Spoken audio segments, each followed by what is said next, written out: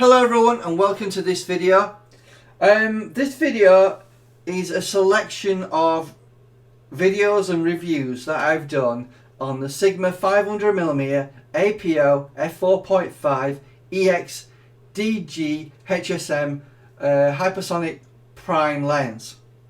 So I've done a selection of videos to highlight the quality of this lens because it is a unique lens and it came out in 2005. So what we're addressing here is the quality of the lens, the difference between full frame versus APS-C crop sensor cameras. We've done lens tests to check the sharpness in regards to looking at patterns and pixel peeping to see how good this lens is. We've done a real world samples test so we can have a look at real world images, not just test charts. We've done a video test to test both full frame and APS-C to see how quick focus is in video. And we've also done sharpness and contrast test and pincushion distortion test. And we're looking at the contrast on bricks in one of the videos to double check and see how sharp this lens really can be, both on full frame and APS-C cameras. So I've done a selection of videos here, so hopefully it won't be too boring for you. I may repeat myself in some of the videos, so I do apologise for that, but just bear with me with that. What I plan on doing is in the description box I will put a selection of times so you can find the relevant video for you which you might find interesting. So it means you won't have to sort through the entire selection of videos in this montage video that I'm creating. I would appreciate if you subscribe to the channel if these videos are helping you and you do find them interesting. More importantly, please like the video. If you think it's a good thing I've done, the content's great, you know, some of it may be funny to you, and I appreciate any sort of positive or negative feedback you would like to leave, but please try and keep it polite if you can. And like I said, subscribe to the channel if you enjoy my content, and you know, leave any comments you feel that would be justifiable after watching this. So thank you for watching. I'll leave you now to watch the videos, and thank you for coming to my channel.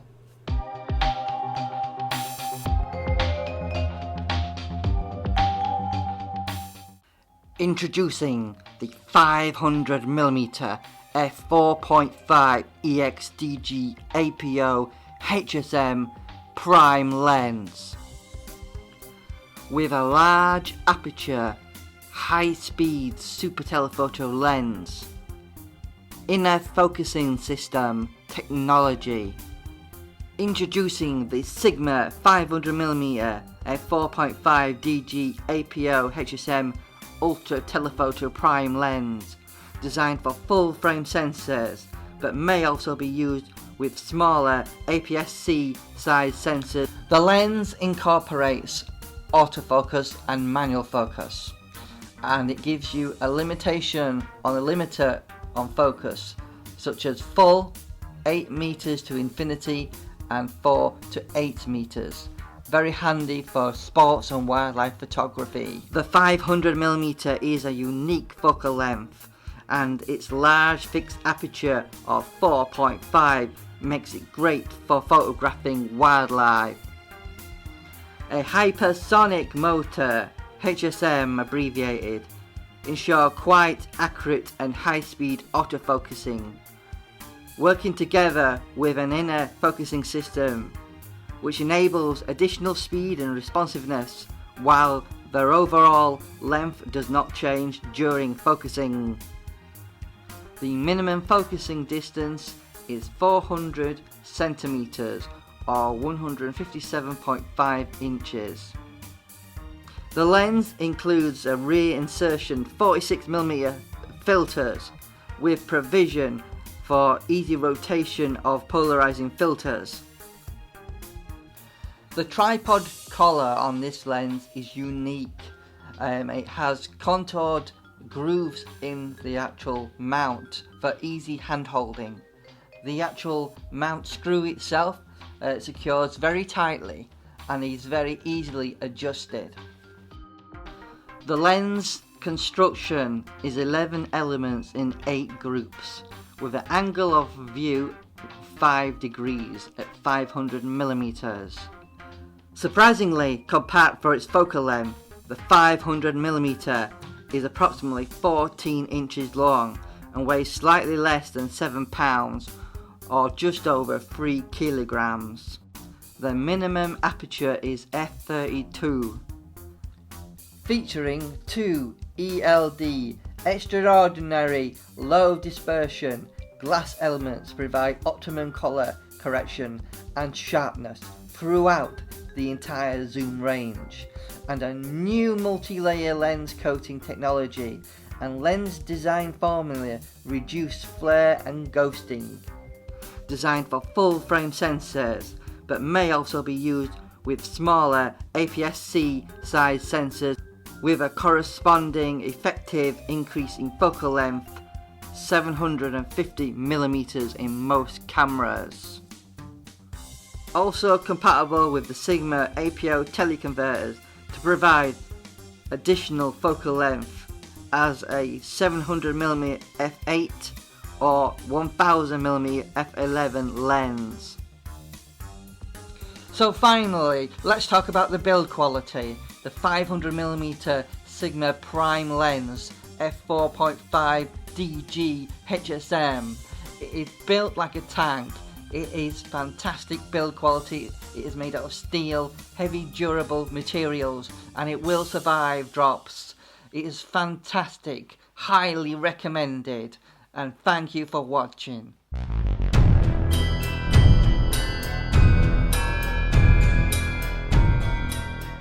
Hello everyone, welcome to a new video. This is part 2 of my overall review of the Sigma 500mm EXDG for F4.5 prime lens. So in this video I'm going to briefly talk about the lens, why I think it's really good, and I'll show you some examples at the end. And this is a video that quite a few people have requested, so hopefully this video will be informative. So how much does the lens weigh? It weighs about 3 kilograms, the same weight as the 150 to 600 sports lens, so it weighs the same. I'd probably say it's probably quite a bit sharper because it's a prime lens. I did say it has a zoom focal range in my last video, but I was just reading off what Sigma said. It's a fixed focal length lens, so it doesn't zoom, just keep that in mind. It has a max aperture of f4.5, so it lets in a lot more light than the Sigma contemporary or sport lenses. In terms of elements, it has 11 elements in 8 groups versus the contemporary and sport 150 to 600 zoom lenses. The contemporary has 20 elements in 14 groups, and the sports lens has 24 elements in 16 groups, so a lot more elements there. Obviously the less elements you have, the more light gets transmitted. It does have 2 SLD low dispersion elements in the lens. Build quality, I would say it's really rugged and very well made. It seems to be made completely out of metals, unlike the Sigma contemporary and the sport lens. The sport lens does have a lot of aluminium in it. However, I wouldn't say it's quite as durable as this in terms of build quality. Now, in the day when you could buy one of these lenses, it doesn't have image stabilization, keep that in mind. I'm not fond of Sigma's image stabilization because it doesn't tend to be that great, versus Canon and Tamron and Nikon's versions of the image stabilization. It does have a drop-in filter. You can put in 46mm filters in there, and it has a rotation barrel there that allows you to rotate the actual polarizer, which is really handy, and then obviously it's lost back in there. Its minimum focus obviously is quite long at 4 meters. and it goes all the way. It has 3 modes basically: 8 meters to infinity, full, and 4 to 8 meters. Has full-time manual focus. Has full-time manual focus, and actually has a selector mode there for manual autofocus and manual mode, obviously. The actual tripod mount is really nice because it has contoured grooves. If you've seen my introduction video, you'll be able to see that close up. But it's really handy for carrying around. It is really comfortable in the hand. Unlike Canon's prime lens that is just quite flat and solid, it's not, I would say, as comfortable to hold as this is. And there is multiple screw-in mounts on there, like a 1/4 inch and your standard normal threads for your tripod mounts. It is a big lens and it is heavy, so it will become quite tiring for a while. After a while, the actual mount itself is easily rotated to portrait mode or landscape mode, whichever you want to do. So it is quite handy. Focusing is quite quick. In low light it's pretty good. In terms of image quality, I'd say it's pretty much on par with the contemporary sport lens in quality. When I did some testing, I found the lenses more or less comparable in quality. Obviously, if you stop this lens to f8, your images significantly become more sharper. And in that respect, because it's a prime lens, it easily beats the Sigma contemporary and sport lens, easily. Obviously, you've got no image stabilization, but I found Sigma's image stabilization to be quite poor, if I'm honest with you. I tested that on the Sigma contemporary and sport lens and the 17-50 standard EX zoom lens that I had. I found image stabilization, while they rated it at 4 stops, I was more, in real world examples, I was only getting about 1 stop, maybe 2 at a push. Even Canon's basic 300 F4 lens gives you 2, and that gives you 2 stops. You know, when Canon says they give you 2 stops, you get 2 stops. With the other lens that I tested, the 100-400 Mark II lens, sharpness on that was pretty good, obviously, but I found the image stabilization on that lens at 4 stops to be 4 stops. So when it comes to image stabilization, I'm not a big fan of Sigma when it comes to that. So don't be too concerned about getting a lens that doesn't have image stabilization. Use a tripod, monopod, and you get around that. And really, talking about the build quality, it's really solid. I have no qualms over the build quality, the condition. This particular lens, it cost me about £1,500, so you can pick them quite cheap. Try and get yourself a good copy, because some of them are well beat up, and some companies do try and sell them for £1,500 in poor condition. You really want to be spending £1,500 in good condition. And if you're someone who's into wildlife, 500mm prime is the end goal to get a lens like this. I'm going to show you some examples now, but I just wanted to briefly talk about the lens and give you an idea of how good I think it is. It comes with a decent lens hood, which is all made out of metal, very solid, a little bit of rubber on the end, just like the Sport one. The only thing I think about it that's negative, it's a bit on the short side. It could do with being a bit longer, but all in all, I think if you're looking for a prime lens to do wildlife photography and you can't afford the Canons, and you're a little bit put off the actual tele zoom lenses, because we all know prime lenses are sharper than zooms, I don't think you would go too wrong with getting a lens like this. So I want to jump to the examples I've got to show you image comparisons. There's not a lot on it really. I really think anyone would be really impressed with this lens. It does become heavy after a while because it is 3 kilograms, and ironically it weighs the same. And I did some weighing. I did a weighing video, if you want to check that out, where I weighed in the 100-400 Mark II, the contemporary 150-600, and the Sport 150-600. The Sport weighs 3 kilograms, And this weighs the same. I found it really surprising that it weighed the same as an older lens. I eventually decided to sell the 150 to 600 Contemporary. I did want to keep the sport version of it, but I just felt it was a bit too heavy. And after using the Contemporary while I was blown away with image quality, I found Sigma's image stabilization, or optical stabilizer as Sigma call it, quite poor. You're more than free to see another YouTuber which I recommend you watch, called Angry Photographer. His name is Ken.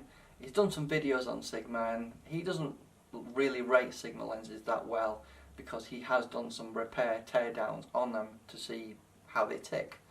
What he has basically said is you'll find a Canon lens or a Nikon lens or a Tamron lens that's been around for a while, still working, but you'll be hard pressed to find a Sigma lens. There are a few exceptions to that. I think this lens certainly qualifies as an exception because this is quite an old lens now, but you can still pick them up functioning, working well. This particular lens I sent to Sigma to get a repair done on the contact block, because the contact block was a bit worn out, and I got the lens cleaned out. So that cost £250. Yes, it is a bit of an expense, and it is quite expensive for such a big lens. However, sometimes it can be worth it to make sure there's no fungus issues with a used lens. So let's get on to the examples, and hopefully this video was helpful. Hello and welcome to this video. In this video I just want to assess some images I've taken with the Prime 500mm DG-AX HSM 500mm f4.5 lens from Sigma. So we're going to assess some images here. Hopefully it'll be a little bit helpful. Some of you guys have requested that I do some, or take some pictures ranging from F4.5, which is the maximum the aperture can open up to F8, and give you a comparison between the two. So I've taken a picture here of one of those bears that you can get from Compare the Supermarket, and as you can see the nose is in focus, however the eyes are not. Now when you're talking about an aperture or 500mm at f4.5, the difference in terms of the focus is going to be very small. So to nail your focus, you're going to be need to be very precise with these extreme apertures. So as you can see, it's not quite in focus at f4.5. However, when we take a similar image to that, we'll be able to get the eyes in focus at f8. But let's just have a look at the image in more detail. As you can see, the bokeh effect is really good, and it does, when you're talking 500mm, it does blow out the background a lot more than you would expect, say a 70 to 200 or a 24 to 70. So extreme magnifications can sometimes give you bokeh that might seem it's come from a lens of like f1.2 or something like that. That's the effect of focal length on bokeh basically. So as you can see in this picture, we've got the nose bang on focus. Exposure is pretty good, image quality is really nice, I like it, and I don't see any problems with it. Just for you peeper watchers out there, we'll just zoom in significantly into this. We're at 50% there, 100%, it's quite sharp. Let's just have a look at the image info. Now we're running at 400th of a second, 1600 ISO on a 5D Mark II. All these pictures are taken on a 5D Mark II in RAW. Obviously you're going to see a bit of noise in there because it is 1600 ISO, but it's pretty good. Let's move to the next image. So basically it's the same image, but we've changed it to f8 this time. So let's zoom in and have a look at that in a little bit more detail. So we're at 100% here, same sort of image, except we've got the eyes more in focus. Again, when you're talking 500mm, the minuteness of trying to nail focus is very, very difficult, and it's very difficult at even f8, you know, as you can see there. But a prime lens is what you want when it comes to taking pictures, and I'd say it's pretty good. So let's have a look at another image. Now this is f4.5. I must admit it seems a little bit softer than it should. It could be a little bit sharper. You'll remember it's an old lens though, so it's not doing too bad. But let's zoom in and have a look at the quality. Let's go to 100%. There we go, 100%. You can see it's rendered the text pretty nicely. I don't see a lot of chromatic aberration in these images. There is a little bit, a slight tinge, but not much. You can correct that quite easily in Photoshop and Lightroom. And you know, it does give you good sharpness in the corners, if I'm honest. So let's have a look at the same image but in f8, because that's, you guys want to see the comparison, don't you, between 4.5 and f8 to see how sharper it is. So let's have a look at f8. Already it's giving me a slightly better exposure, and if we just get in there 100%, so you guys can see right in the corners, it is a lot sharper. I'd probably say it's twice as sharp being at f8 versus f4.5. The difference with the aperture though is when it's a dark day, you can open up that aperture and get an image that you couldn't normally get with a different type of lens that had a smaller aperture, like an f5.6 to f8, something like that. So you're going to get more sharpness when it comes to going to a small aperture with this lens, certainly. But having the option of changing that aperture back to f4.5 is something interesting happens, and the light starts to fade, gets dark, it's sunset, sunrise. You'll find that extra stop of light more helpful sometimes in certain instances. I also have another image here. Here we have a water fountain duck here, and so here you can see a water fountain duck picture that I've taken in my garden. Sharpness at f4.5 is pretty good here. Oh, it does fall off a little bit here, but you've got to remember minuteness of focus at f4.5. But if I'm going to be honest with you, sharpness is really good across the whole of the frame. Now remember, if you've used a crop sensor camera, right, such as long as it's a Canon one, you're going to get 800mm out of this lens rather than 500. Now, if you're using a Nikon lens, you'll get 750mm. A Canon is a 1.6 crop, gives you 800mm. Now, I will make a disclosure here. You can't really use teleconverters with this lens. I believe you can get hold of the Kenko teleconverter and it does work, albeit very slowly. However, the Canon and the Sigma ones don't work with it. So keep that in mind if you're thinking of using a teleconverter on this. Sure, you can use it in manual, not a problem. But autofocus won't function, unfortunately. So I just wanted to make that disclaimer. So I've got a picture here, obviously, of this duck, f4.5. But I wanted to compare it to a similar lens I used to own, which was the contemporary 150 to 600. When I compared image quality between the lenses at f8, I more or less felt that the quality was more or less the same.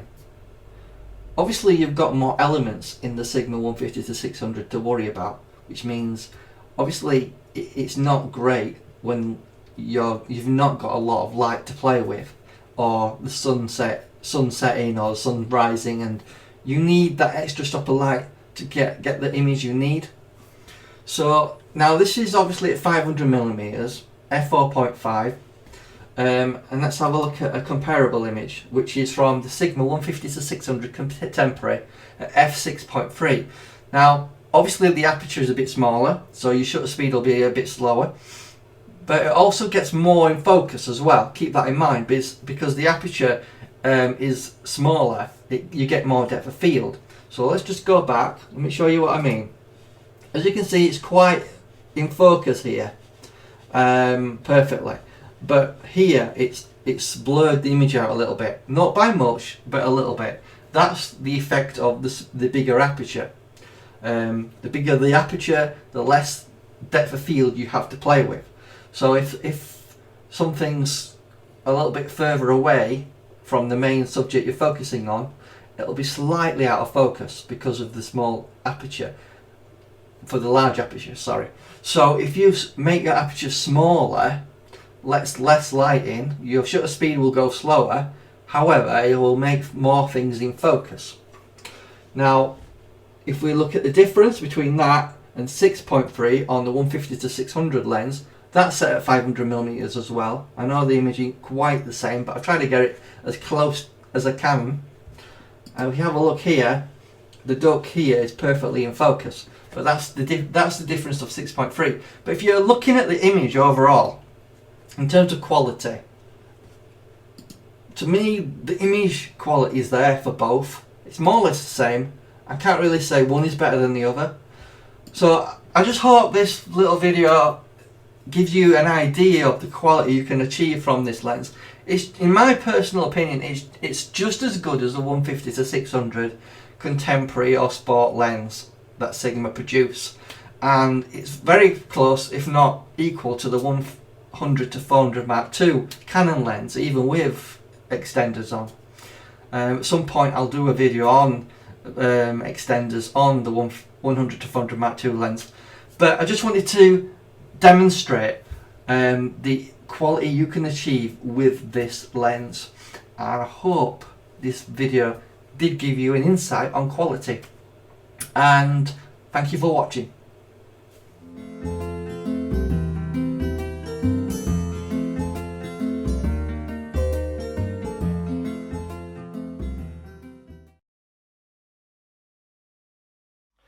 Hello everyone and welcome to an unpacking video.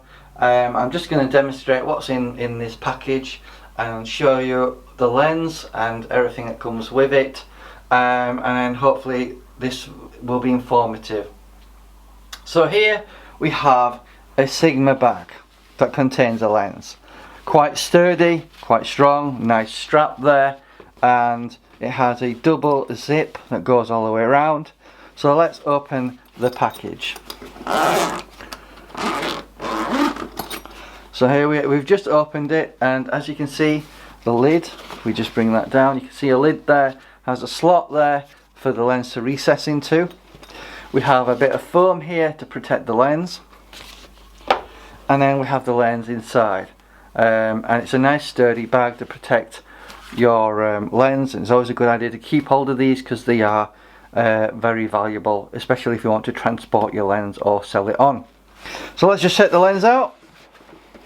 This is the lens. Let's just put that down and let's move this bag aside. So I just want to talk about the lens, go through the ins and outs of it, and hopefully this video will be informative. So here we have the Sigma lens. It has a nice grip on the tripod mount, which is quite sturdy. We have a nice cover, nice solid cover for the front of the lens element, protects it, that's what we want. So let's just take that off and put this lens down for a minute, as I do want to show you the lens hood. The lens hood is very sturdy, very strong. It's about 3 to 4 inches wide with a bit of rubber on the end that goes all the way around. It's got a velvet in between going around to help prevent lens flare. It's nice and solid, very sturdy, very strong, and that's something you need to protect your lens as well. If you're ever putting your lens down on the floor, you just put it down like that and that protects your lens. So it's a good thing to have. As we said, this is the lens cover, Velcro on there, nice and sturdy, very strong, and it will fit the entirety of your front element, which is quite large. So let's have a look at the lens in question. So look at the front element, it's quite big and it's very nice indeed. Looks nice, doesn't it, in that video? Looking at the construction of this beast, it's made out of metals. It's extremely strong. And if we look at the tripod mount, we've got 1/4 inch and your standard threads for your tripod mount. So it's very sturdy. It can be adjusted by twisting the knob there to untighten it, and that will adjust. Unfortunately, there's no clicking, so if you want to line it up, you have to line those lines up, because it doesn't include audible clicks to tell you when it's vertically level or horizontal. It's nice and sturdy, it's strong, and let's put on the lens hood to give it the proper look. So we just attach that on there like so. On there, just tighten that knob, and it's nice and secure, not going anywhere. So that's the Sigma lens. So the Sigma lens is called, if we just show you there, Sigma 500mm F4.5 APO EXDG hypersonic motor. So it's a very strong and sturdy lens to carry around, and it is very useful for wildlife and sports photography. So it has a focus window there, but the minimum focus is 4.5 meters. This weighs 3 kilograms. It's really heavy. So let's just get the weighing scale here. So if we put the lens on the weighing scale like so, it's reporting that it's about 3.5 kilograms. I'd say it's about 3,550 grams in weight. So you can clearly see it's quite a heavy lens. So let's just talk about the rest of this lens. It has a nice rubberized barrel for changing the focus, and in the focus window, if we just change that, the minimum focus is 4.5 meters. So it's quite a long way out that its minimum focus is. So it has some switches on here. Now we have a focus limiter switch on here that allows it to focus to the full, which is 4.5 meters to infinity, 8 meters to infinity, and 4 to 8 meters. And obviously we have a drop-in 46mm filter holder there that goes in there. We can put polarizers or ND filters in there, and there is a rotating barrel there to adjust, so we can actually move the polarizer filter while it's inside the lens body. Sorry. And then it has a autofocus and manual switch there.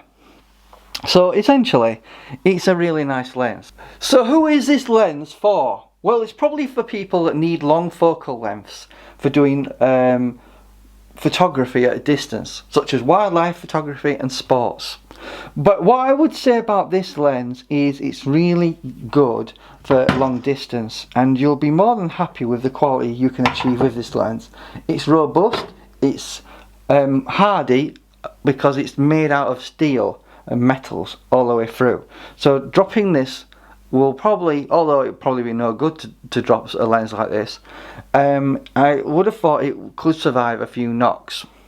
Now you can use this lens on APS-C cameras, such as the 80D, 90D, 70D cameras, as well as full frame cameras like the 5D Mark III, 5D Mark IV, the new mirrorless cameras as well, with adapters of course. But what I would say about this lens is the corresponding focal increase is 1.6 times. So with this particular lens you're going to get 800 millimeters. What I have noticed is that F4.5 is a little bit soft, and incredibly soft on APS-C. So you will need to stop this lens down to F8. On full frame it's not so bad, and it's almost usable at F4.5 on full frame. However, with APS-C it's not usable, and you will need to stop this lens down. So for full frame I'd recommend stopping this down to F5.6 and getting this down to F8 on APS-C. So I hope this video was a little bit helpful, showing you the lens in more detail. It's a nice lens, it's hardy, it's good quality. You can pick these up from eBay for approximately £1,500. and for a good copy you should pay approximately that amount. I got this from America and I did get the elements cleaned. Just so that you know, unlike Canon, Sigma do support their lenses, even old ones. Now this came out in 2005 and I have had the rear contact blocks replaced. The rear contact blocks, if you don't know, are these. So hopefully you can see that in the video there. And I got the lens cleaned. And I got all the lens elements in this lens cleaned. All for the sum of £250. So what I just want you to take away from this video is that it's a high quality lens.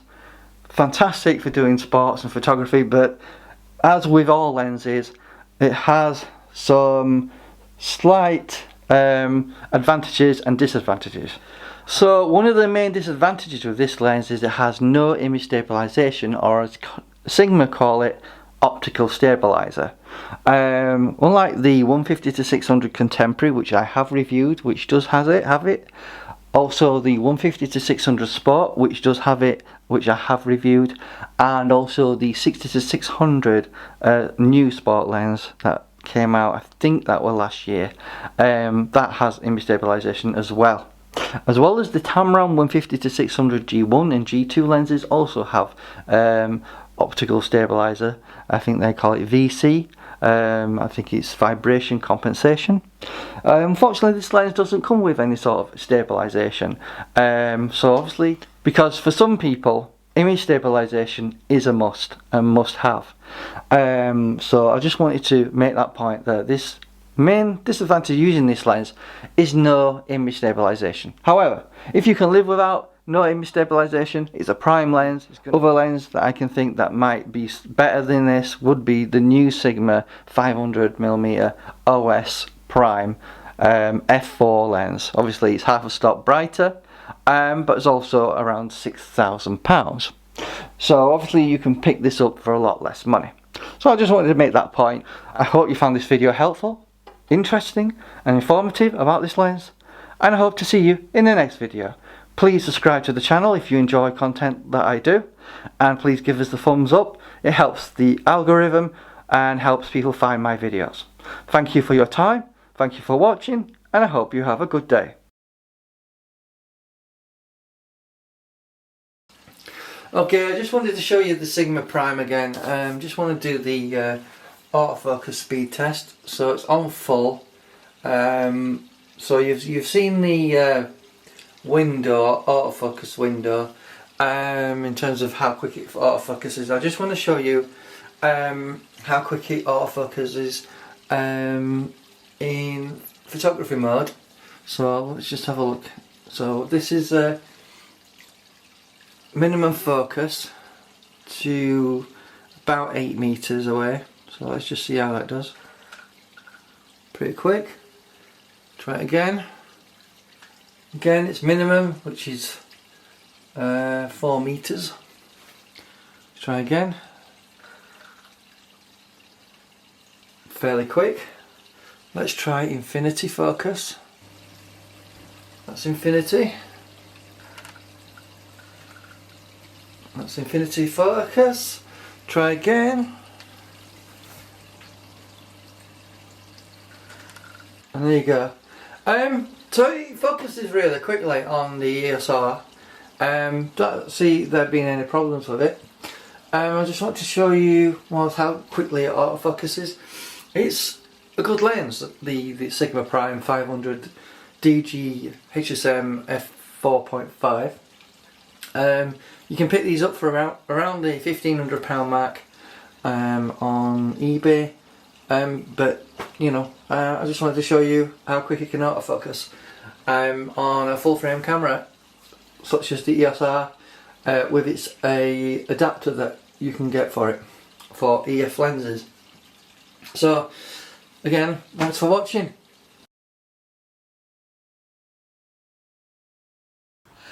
So everyone, I'm doing some tests on this Sigma 500mm DG-AX HSM prime lens. It's an older lens that came out in 2005. It has no image stabilization, but it is a sharp lens, particularly at f8. However, I do find at f4.5 on a crop sensor camera, it's a little bit on the soft side. Anyway, we're going to test it out with some test charts we have here, as you can see in the picture. And I'll just show it to you. We've got lots of test charts here that we're taking some pictures of. Ideally, we want to be checking the sharpness. So this should give you a good indication how sharp it can render the tests that we're running on this. So we're going to be looking at using aperture f4.5, 5.6, f8, f16 on a 32 megapixel 90D and a 30 megapixel full frame EOS R, a mirrorless camera. This is an EF lens, so obviously we have to use the EF adapter on the EOS R, and we're looking to see and look at the sharpness that can be achieved on the test charts. I'll give you a real world examples at some point in the future. I'll do that next. I may do that tomorrow, so you can get an idea on quality. I've already done a video of this lens versus the contemporary 150-600 Sigma lens, and I found pretty much at f8 the images are pretty good. Another side note that I haven't mentioned in previous videos. Now, you may not be aware that I have actually reviewed the Sigma 150-600 Contemporary Sport and the Tamron, the first edition that they did, called the G1 lens. I realised they've brought a new one out since then called that's the G2. But I need to make it absolutely clear that the Sigma 150-600 zooms, while they're fantastic lenses at f8 and above, I do find them to be quite soft at 6.3 aperture. So wide open, the Sigma zooms are not absolutely pin sharp. You need to be aware of that. I've looked at so many examples. I've obviously reviewed the lenses myself. I've looked at images, and the consensus I've come up with is that those tele-zooms that Sigma have come out with are not very sharp wide open. So ultimately, if you want wide open sharpness to be fantastic, you're going to need a prime lens. So this is the older prime lens that Sigma brought out in 2005. I am fully aware that they brought out an F4 optical stabilized version of this lens that's completely f4, not 4.5, so it's half a stop better. We're going to test this particular lens out though, the older lens, on these tests, and hopefully we'll get a good idea of how sharp they are. Now, in my real world testing of this lens outside at f8, even at f4.5, on full frame, to my eyes, it's good. It's when we put it on an APS-C camera does it sort of let it down a little bit, this lens. So it does seem the taxing of the smaller pixels that are on the sensor, on the APS-C sensor, is a big challenge for this lens. But on full frame, I think it's really good.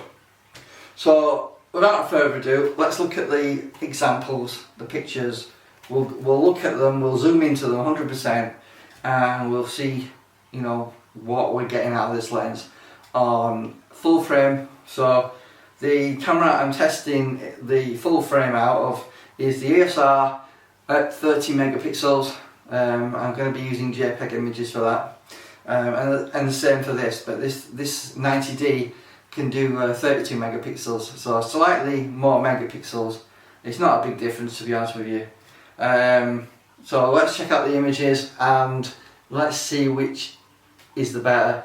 Personally, I'm probably thinking that on this older lens that came out in 2005, the lens weighs 3 kilograms. It does suffer with a little bit of chromatic aberration, I must be honest with you, but it's pretty good in terms of sharpness, and I've done lots of videos on this lens as well, so check those out. But personally, I think this is a good lens if you're wanting something you're on a budget. You can get hold of this lens for about £1,500 on eBay pretty much.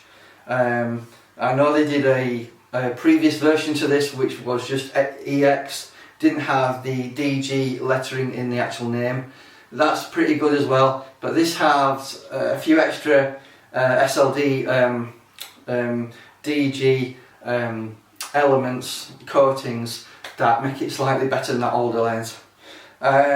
So obviously this minimum focus on this particular lens is 4.5 meters, so it is a long way. I was approximately about 5 meters away from the test samples we've got here. So on the 90D, because of 1.6 crop, we're getting 800 millimeters. So in order to get a similar vantage point to the full frame, or on this 500mm lens, I've had to go back a little bit just to try and compensate and try and give you a similar framing of what we're taking a picture of, to give you a good comparison. So let's get over to the examples and check them out. So carrying on from the introduction video, we've got some samples here on the 500mm Sigma lens that came out in 2005. So what I want to do is look at some samples on these test charts we've looked at and taken a picture of, and we're going to look at the 4 different apertures. We're going to look at F4.5, which is wide open, F5.6, F8 and F16 respectively, and what we're looking for is sharpness. So we're using the EOS R full frame 30 megapixel mirrorless camera to test out the capabilities of its lens wide open. So what I want to do is I want to zoom in. We're going to have a look at various parts on the lens and see if we can determine if it's a good lens or not. So first thing to do is have a look at looking at the center of the image. So this particular image here is at f4.5. So this is the test chart we've got here. So let's zoom in right into the middle of the image. I like to go to about 50%, sometimes 100%. Looking at the image, it looks really sharp and really nice. Let's go into 100%. It's rendering the image really well, and it looks extremely sharp in the center. If I'm looking at these 2 dots here, if I was to pick up something negative, it doesn't quite look pin sharp, but remember we're looking at 100% here, at 500mm, so it's, you know, it's representing the test chart really well. So let's zoom out, get back to where we was at 25%. So what we like to look at is the corners now, to see how the corners are represented in the image. So let's just get down to the corner here, 100% there. It does appear to be less sharp in the corner here, but it still looks pretty good. Obviously make your own mind up if you think it's significantly sharp enough for you, if you are thinking about obtaining this lens yourself. So let's just come out of there, back to 33%, and let's have a look in the top corner, because what a lot of lenses tend to happen is they tend to be off center, and what you'll find is sometimes a certain corner will be sharper than the other. So let's just zoom into 100% here. Again, it looks very uniform to me. It's not quite as good as the center, but it still looks quite good there, looking at that. So let's just zoom out again. Let's go into this corner, top right corner. It does seem to be a manufacturing issue with a lot of lens manufacturers, that the top right corner and the bottom left right corner don't seem to be as good as the left. I don't know if that's the case with most lenses out there, but it does seem to be the case with a lot of lenses that you'll look at. So let's zoom back out, 33%, and let's zoom in this corner here. Pretty much looks uniform to me, 100%. The lens is doing a reasonably good job. So let's have a look how the image has improved at f5.6. Now looking at the center, it certainly looks a lot sharper to me. So let's go in there at 100% at f5.6. Just to let you know that all these images are taken using ISO 2500. I decided to use the same ISO on both cameras, so we can have a look and get a good idea. Looking at the center, it looks reasonably sharp to me. Looks comparable to 4.5. If we go back to 4.5 and let's just zoom back out.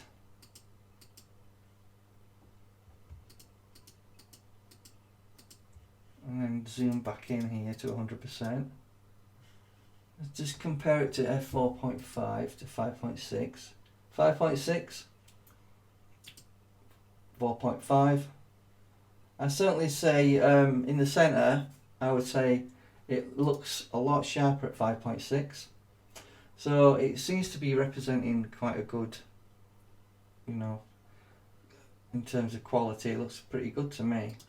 It's always a good idea to try and compare f4.5 to 5.6 in the corners.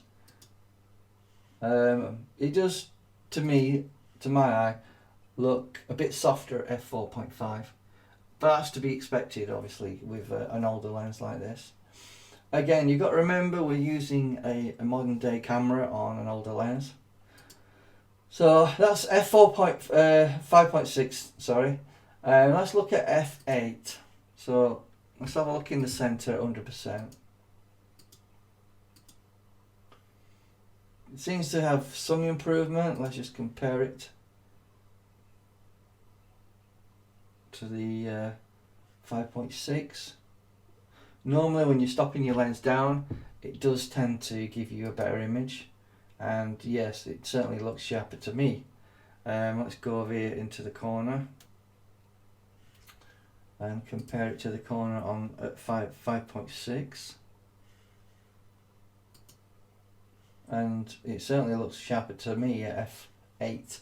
And to be honest, using this lens as I have been doing and testing it out, I do think it's a lot sharper at f8 than it is at certainly at f4.5, because this is 4.5 here. Let's just go into the corner here and compare f8 to 4.5. So that's 4.5 there. 5.6, yes. Sorry, f8. I mean, definitely sharper. Typically, when you start using apertures higher than f8, you can introduce diffraction, which can have a tendency to soften your image. So just be aware of that. Using smaller apertures doesn't always necessarily mean better quality. So let's look at the last one, which is f16. Again, same ISO. The only difference is going to be shutter speed is going to be a lot slower, but I used a timer on a tripod, 10-second timer, so hopefully there should be no camera shake. Let's move this back to the center. So at f8 versus f16, it does seem to be an improvement in sharpness on there at f16. Back to the f8. F16, a slight improvement. I do want to check the corner here and compare that to the f8. It'll give us an idea on sharpness. So that's f8 there, and let's have a look at f16. It does seem pretty much the same to me. Let's just for the sake of it, go to 200% there and 200% there at f8 versus f16.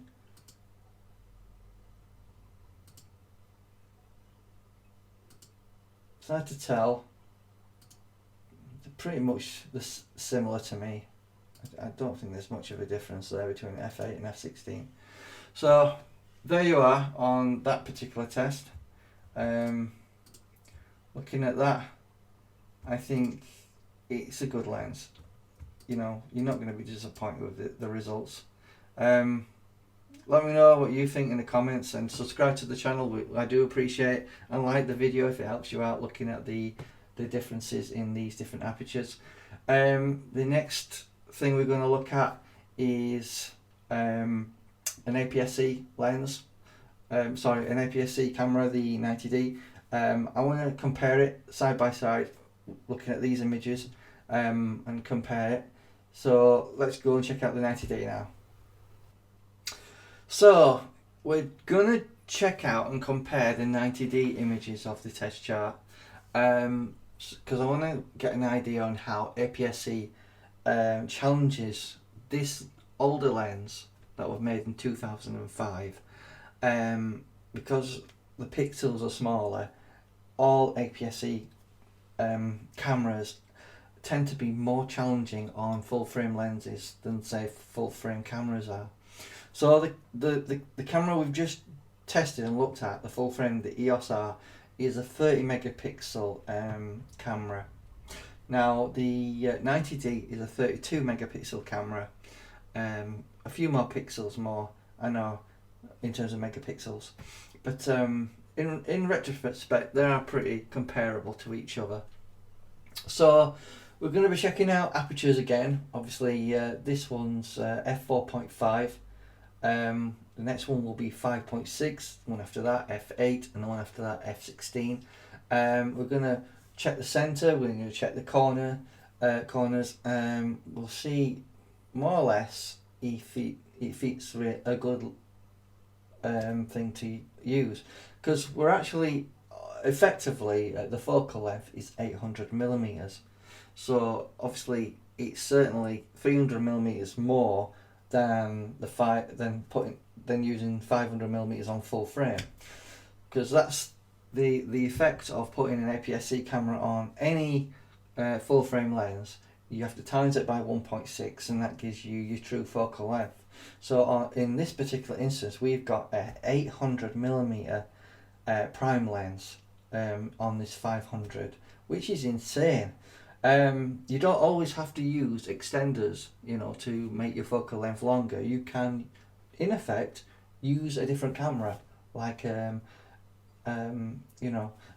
APS-C camera. Obviously, I'm fully aware that the EOS R and the R6 and the R5 don't have any APS-C cameras in their lineups at the moment, but that will change in the coming years.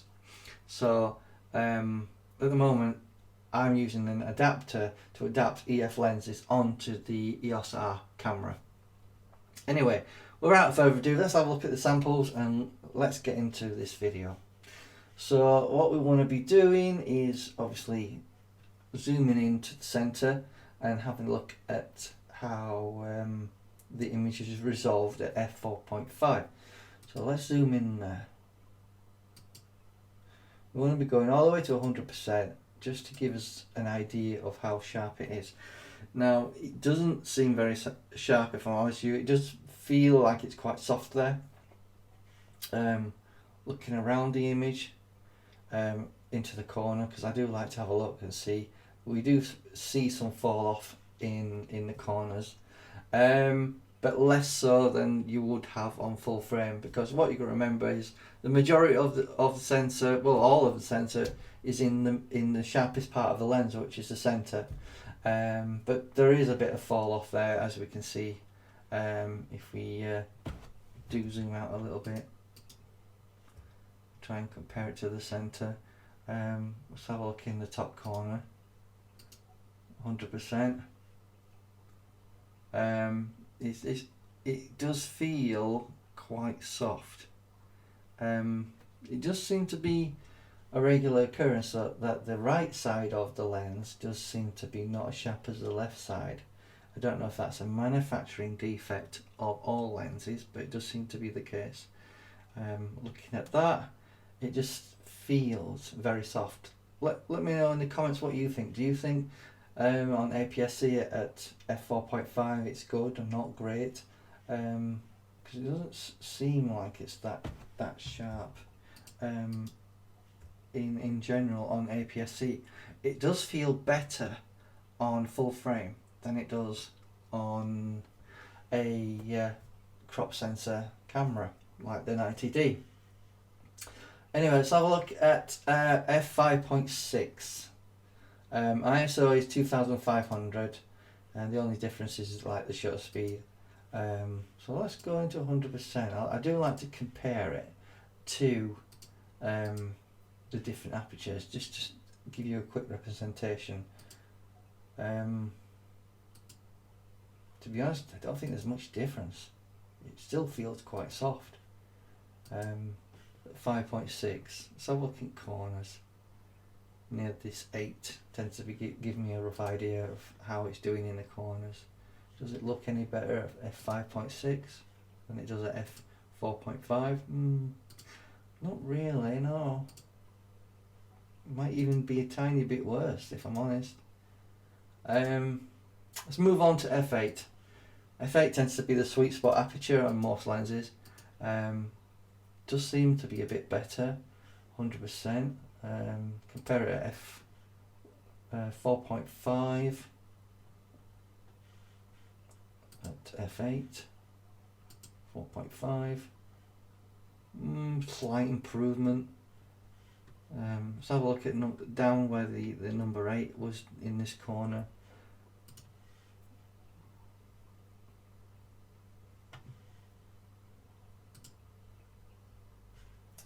Doesn't seem to be that much of an improvement. A little bit. You know, make your own mind up in the comments. Let me know what you think. Do you think it's not fantastic? Let's have a look in the bottom corner, see if that improves anything.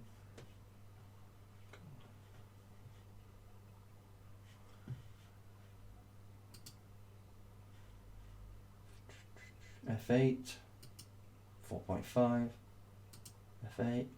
There's a slight improvement. Let's have a look at F16. Personally, looking at the F16 image, it doesn't look too bad. If I'm honest with you, I probably wouldn't want to crop images using this lens, but you shouldn't have a need to with it being 800mm. Let's have a look in the centre. 100% versus f4.5. That should give us a better idea. f16, f4.5, f16.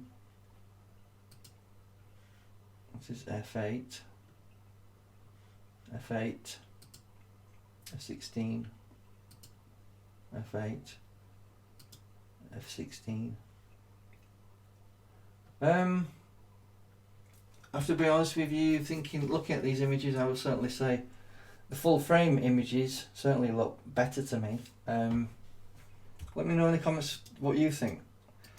I think if you're not going to crop in and just use APS-C camera on this particular lens, it should be fine. The imagery should be pretty good. But I think when you start cropping in, that's where you're going to get into problems here, where you realise this lens is not particularly that sharp compared to having it on a full frame.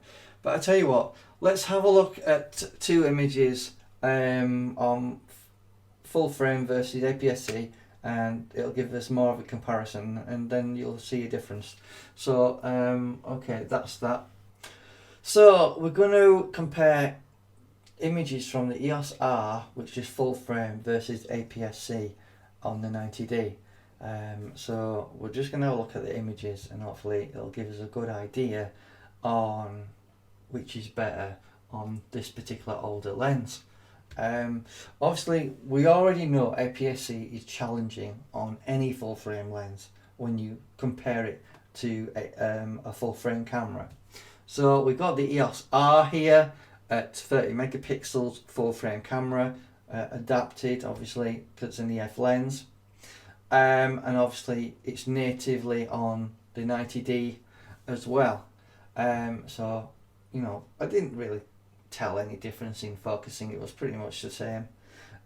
So that's a testament to the adapter, the EF adapter that you can put on the EOS R. Anyway, let's have a look at the results that we've got here. So we've got 2 images at f4.5 and 2 images at f8. Generally f8 tends to be the sweet spot of most lenses. And in most cases you have to stop the lens down to give yourself the best results, unless you do have one of the expensive Canon white primes. But generally speaking, if you're buying any sort of other type of lens off brand make, you will have to stop it down at least by 1 stop. So the EOS are here at f4.5. Let's zoom in there to 100%, like I'd like to do most of the time. It gives an idea on sharpness, and it looks pretty good. I like it. You know, I'd say that's a really good representation of the image. Let's have a look on the 90D. So this is APS-C at f4.5. So let's go into 100%. It doesn't look very good. It looks quite soft, if I'm honest with you. So it may be that APS-C on this particular camera is challenging. So what that means is I would not recommend, if a lens is quite poor on APS-C body, try and avoid cropping in whenever possible, because you've not got the detail to work with. However, if you're on full frame, you certainly will have a better prospect of cropping your images, especially when it comes to wildlife or sports photography.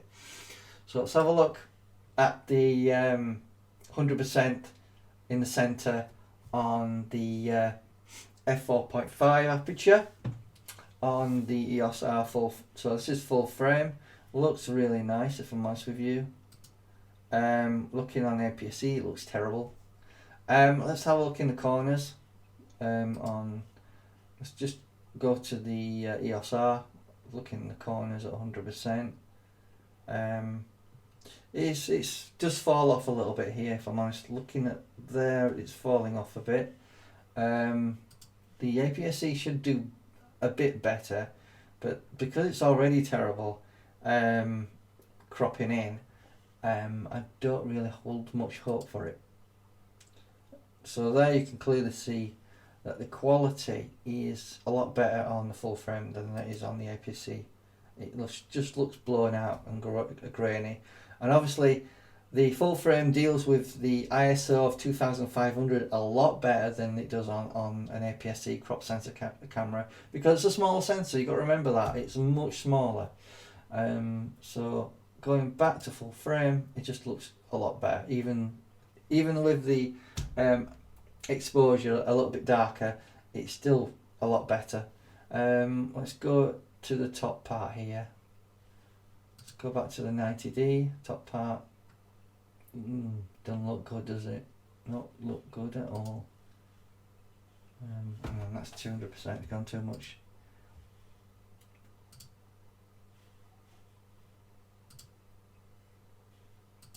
Yeah, it's not good, is it?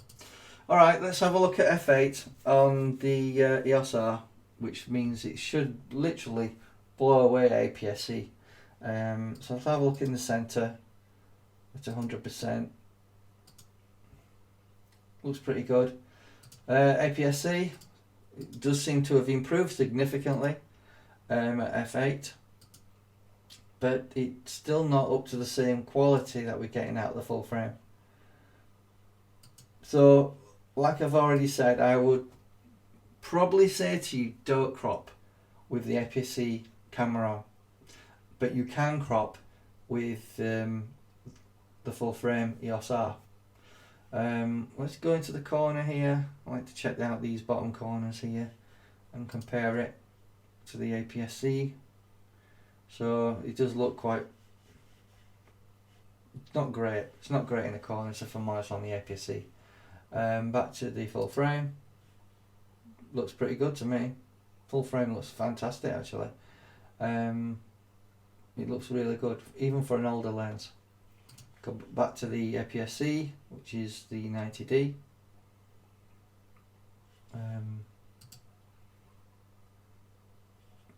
90D, it just doesn't look good in the corners. It really doesn't. Let's have a look in the far corner here, or F8. Back to the ESR. ESR looks reasonable. What you find is on full frame in the corners, your image suffers because the lens isn't designed to be fantastic in the corners. It's sharpest in the center of the lens. So obviously if you're going to crop and your image is in the center, cropping is not a problem. On APS-C I would not recommend it. Let's just go back to the center. That's the center on APS-C 90D at 32 megapixels, and on the full frame that we have here it's 30 megapixels. So there's a slight difference with pixels, but 2 megapixels isn't going to make much of a big deal. APS-C versus full frame. I think full frame with this 500 prime wins out. So I would recommend, when you're using an older lens and it's designed for full frame, try and avoid using APS-C on it. At a pinch, obviously you can use the APS-C to extend your focal length and use it as an extender in effect. But I would highly recommend you try putting an extender on while you're using an APS-C camera like the 90D, 80D, 70D, because you're not going to be too happy with the results. So full frame, this lens is reasonably good. APS-C, not so great. Make your mind up in the comments. Tell me what you think about this lens and the quality. You know, I'll churn out another video about some real world examples. Hopefully that will give you an idea on differences in the real world, because obviously the real world doesn't always translate in terms of doing test shots and test charts like we're doing here. So thank you for watching this video, and I'll talk to you in the next one. Let me know what you thought about this video in the comments. Do you think any sort of improvement is needed to present these results to you? But thank you for watching, and I hope you have a good day. So here we have my Sigma Prime lens that I'm just testing out for the time being, as we'll probably end up exchanging it for a different lens at some point. But I just want to illustrate something on this lens, which is at the moment I'm testing out.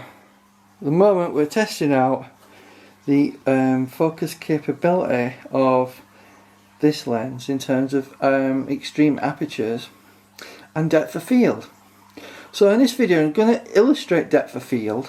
So I just want to show you guys the differences between apertures of F4.5 to F16, as well as the minuteness of using an extreme telephoto lens like this on the subject field that we have over here. So let's have a look.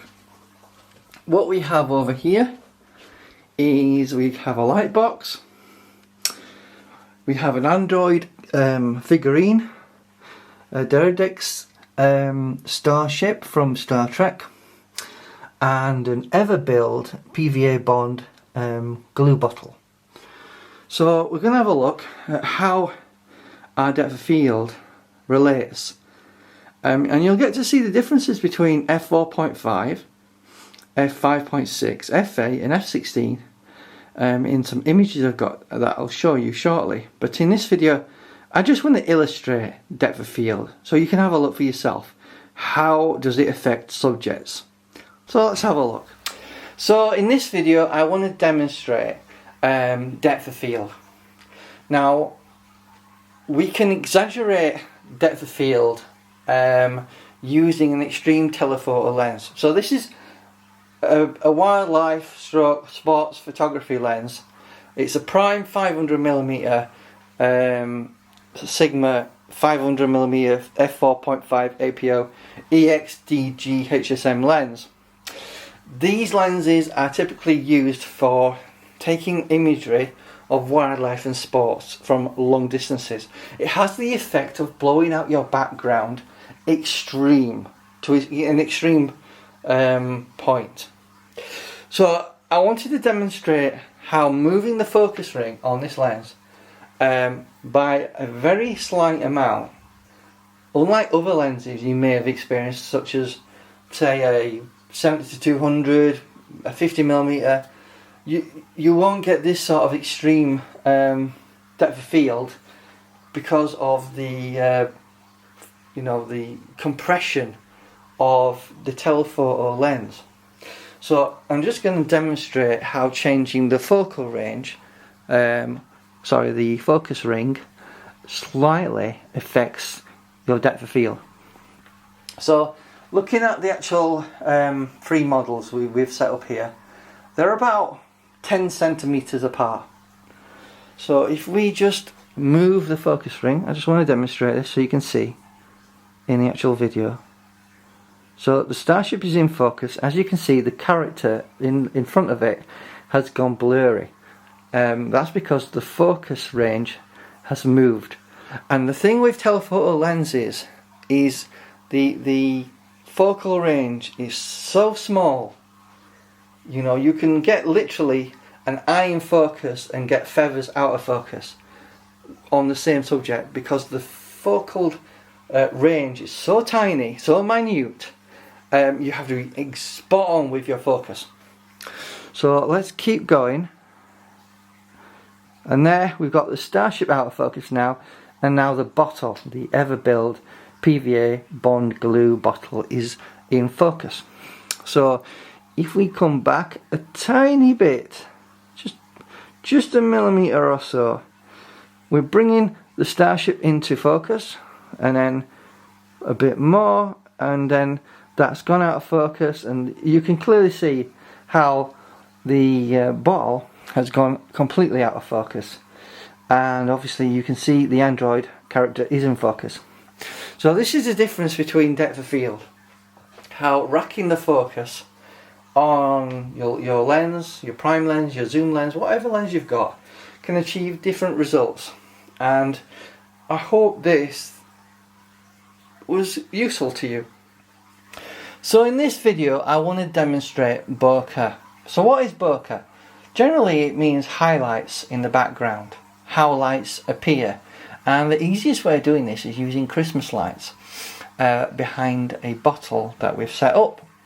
So what we're looking for is those lights, that bokeh, we want to appear to be round circles. We don't want misshaped onion rings, anything like that. So we're trying to get a good visual representation of what the lights look like out of focus, so it looks reasonably good. So I'm going to demonstrate in this bottle here so you can have a look for yourself. So let's just bring that bottle into focus. Obviously you can see we've got 2 Christmas lights in the background on a Christmas tree. So let's just rack our focus a little bit so that we've got the bottle in focus. There we go, we've got it in focus there.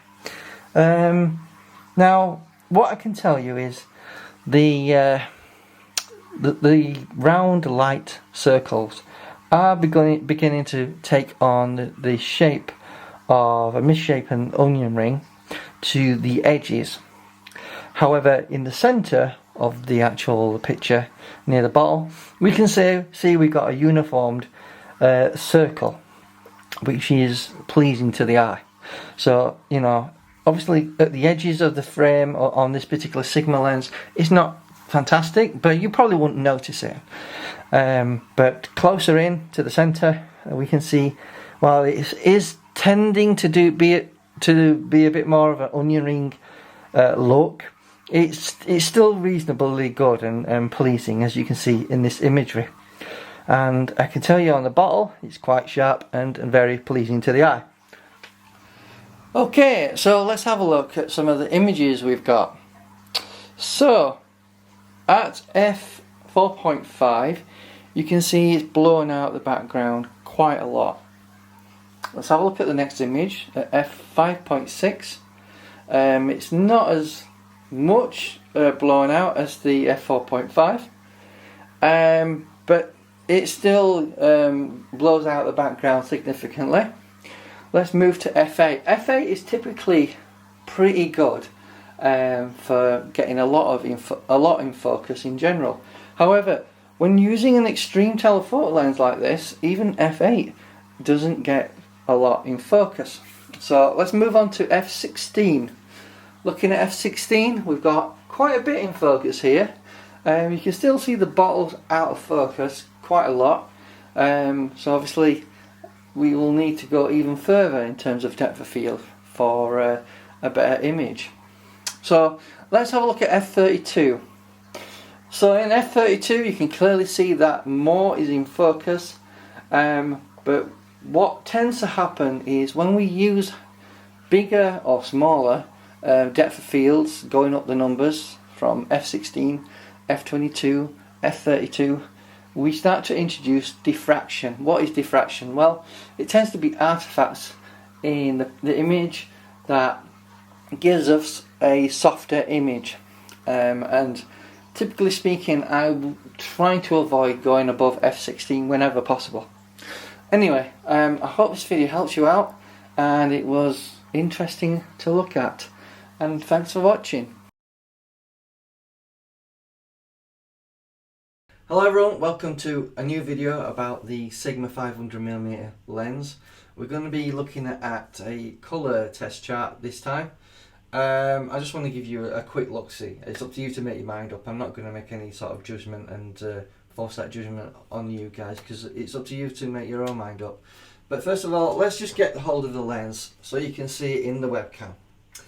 So, this is the 500mm Sigma prime lens, right? Came out in 2005.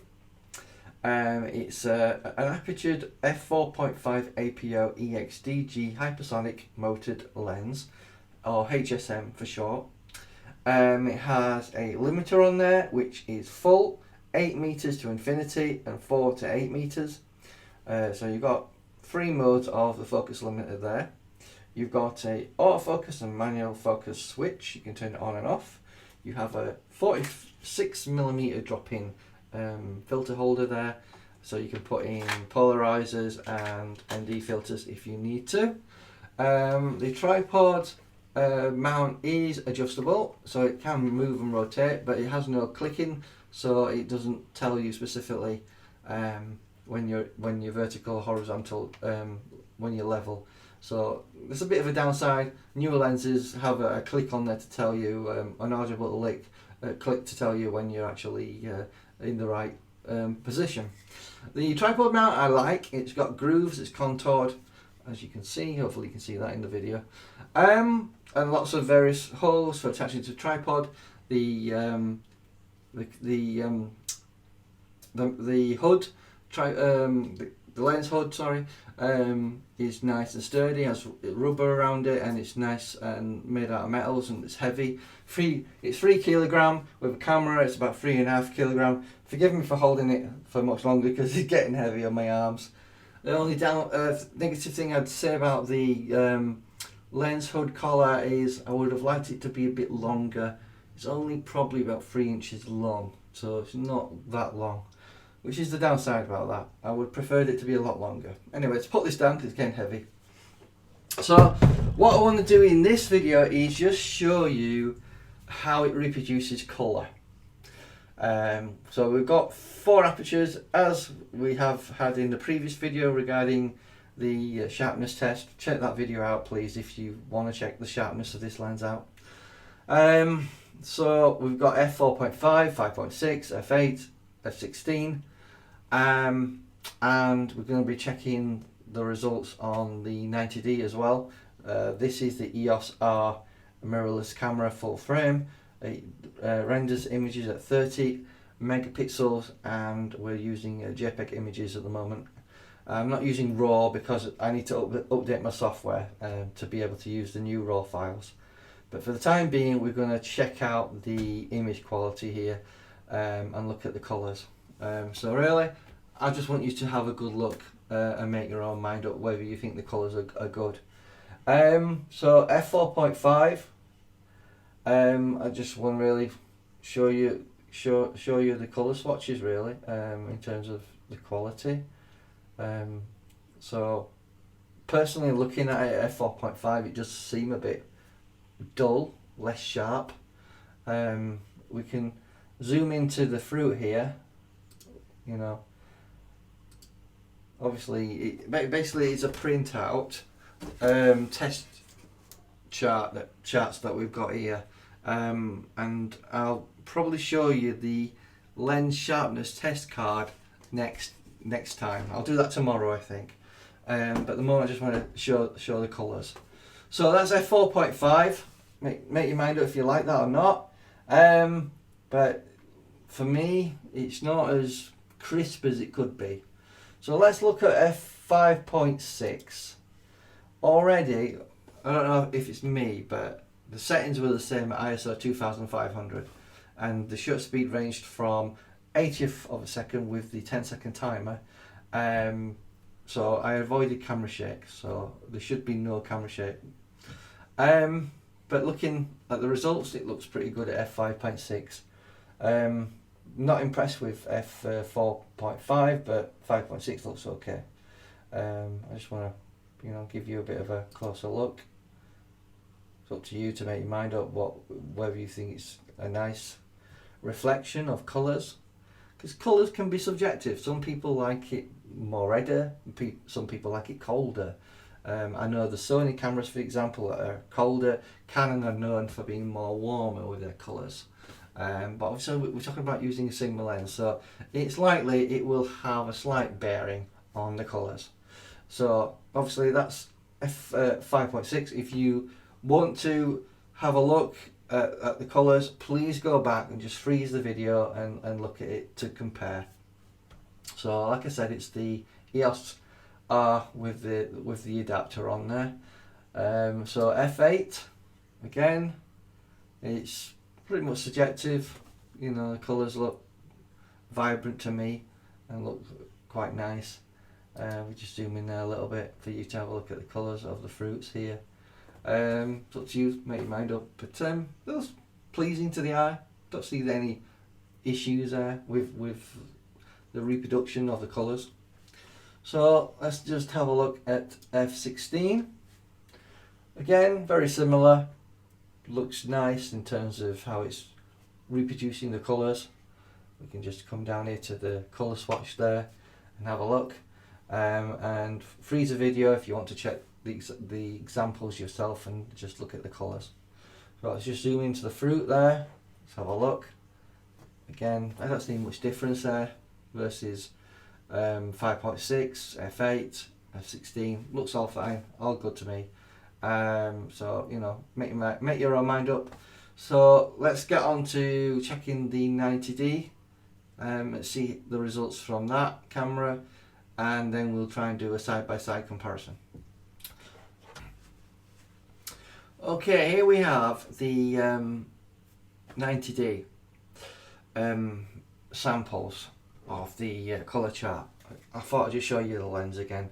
So again, it's a Sigma 500mm f4.5 APO DG HSM super telephoto lens. It's nice and sharp. It has a massive front element. It is heavy, and it does have an adjustable tripod collar as well as a lens hood, which is secured by a nice tightening nut there.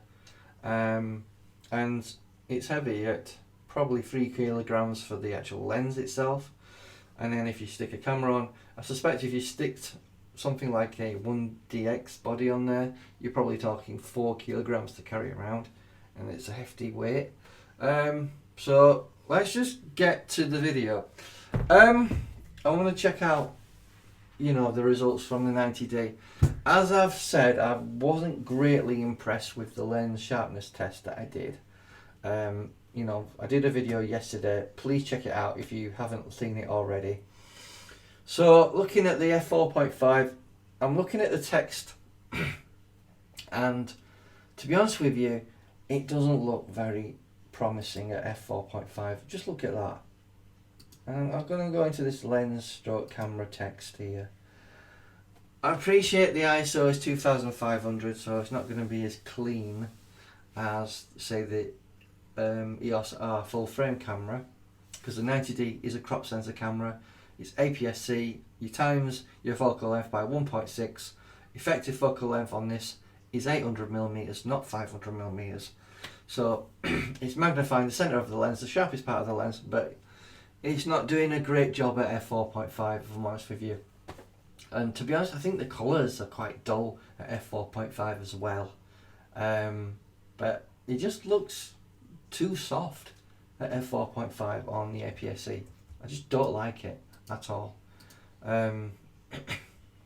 But this isn't about sharpness, this video, it's about colour. So let's just have a quick look at the colour. I'm not going to talk about it in too much depth because it's up to you to make your own mind up. Have a look, see if you like it or not. When I look at the board here, it just doesn't seem vibrant. It just doesn't seem bright enough. Now, I don't believe it's something to do with the exposure. I just don't think it reproduces the colours properly at f4.5. So let's have a look at f5.6 after I've zoomed in a little bit. I do like to zoom in into the bananas so you can have a bit of a look at the banana and make your own mind up. If you think the quality is there, it's up to you to make your mind up, I think. Let's have a look at 5.6. Looking at the test chart at 5.6, it seems better, and even looking at the lens camera text here, it's slightly better, but not by much. You know, colour wise, it's a bit better, to be honest with you. But again, it's up to you to make your mind up. So let's have a look at F8. Looking at the text, it seems better. You know what I'm going to do? I'm going to go back to 5.6 and go in there. Maybe this would be a better test. Let's go up to 100%. I'm not going to focus too much on sharpness, but I do want you to see this. This should give you an idea. Right, so f4.5, we're going to focus on the lens stroke camera text that's in bold here. So looking at that at 100%, it doesn't look very great. Now, I appreciate there's a lot of grey in there because ISO 2500. But let's have a look at 5.6. Looks slightly better. And then F8.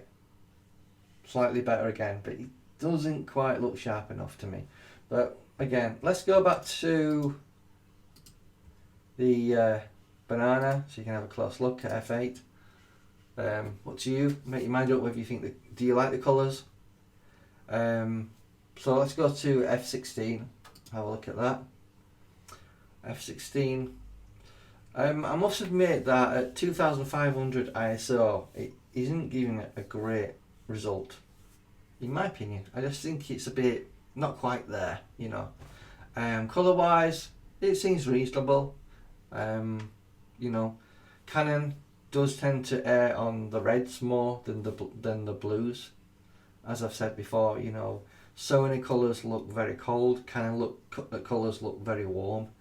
But let's just zoom into the banana so you guys can have another look at the fruit. Make your own mind up there. So it's up to you.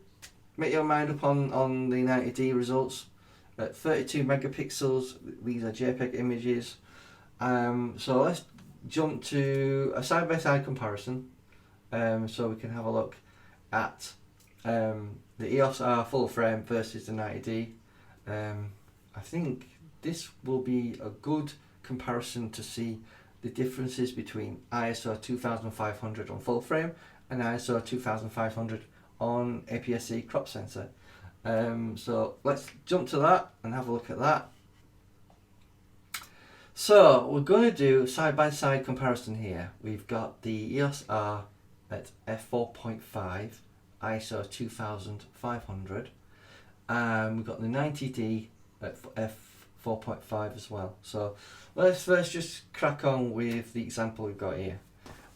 So now I do want to compare sharpness of full frame just briefly. You check the sharpness test I'd done the other day, please. But this may be a fair comparison. As I've said previously in that video, where I've said that the full frame seems to work better than the APS-C, because I think the APS-C is more challenging on this particular lens. I don't think the optics are super sharp, and I don't think it was designed in mind to have APS-C cameras on. So, but first things first is looking at the full frame. This is the EOS R image. Again, I don't think it's reproducing a good result of the colours. I just think something's off at F4.5. It doesn't seem crisp, doesn't seem vibrant to me. Canon colours should be vibrant. Looking at that, I just don't like it. So let's have a look at the 90D at the same aperture, F4.5. It's pretty much the same colour wise. It just looks, I don't know how to say it really. It looks, you know, unsharp. It just doesn't look sharp. When you look at even the text doesn't look great. But I just want to give you a close-up of the colours really, so you can make your own mind up.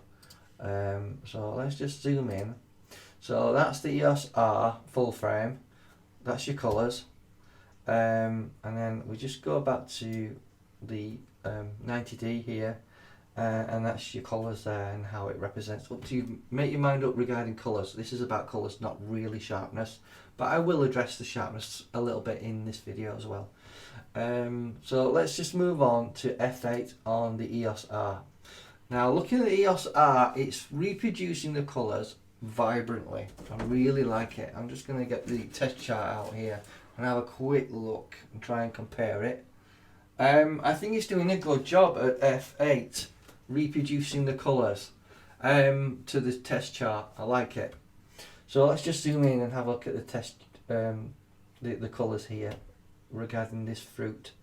It looks pretty good at F8, and this is the EOS R, and sharpness seems pretty good as well, but I'm going to come back to the sharpness in a minute. I just want to look at colours.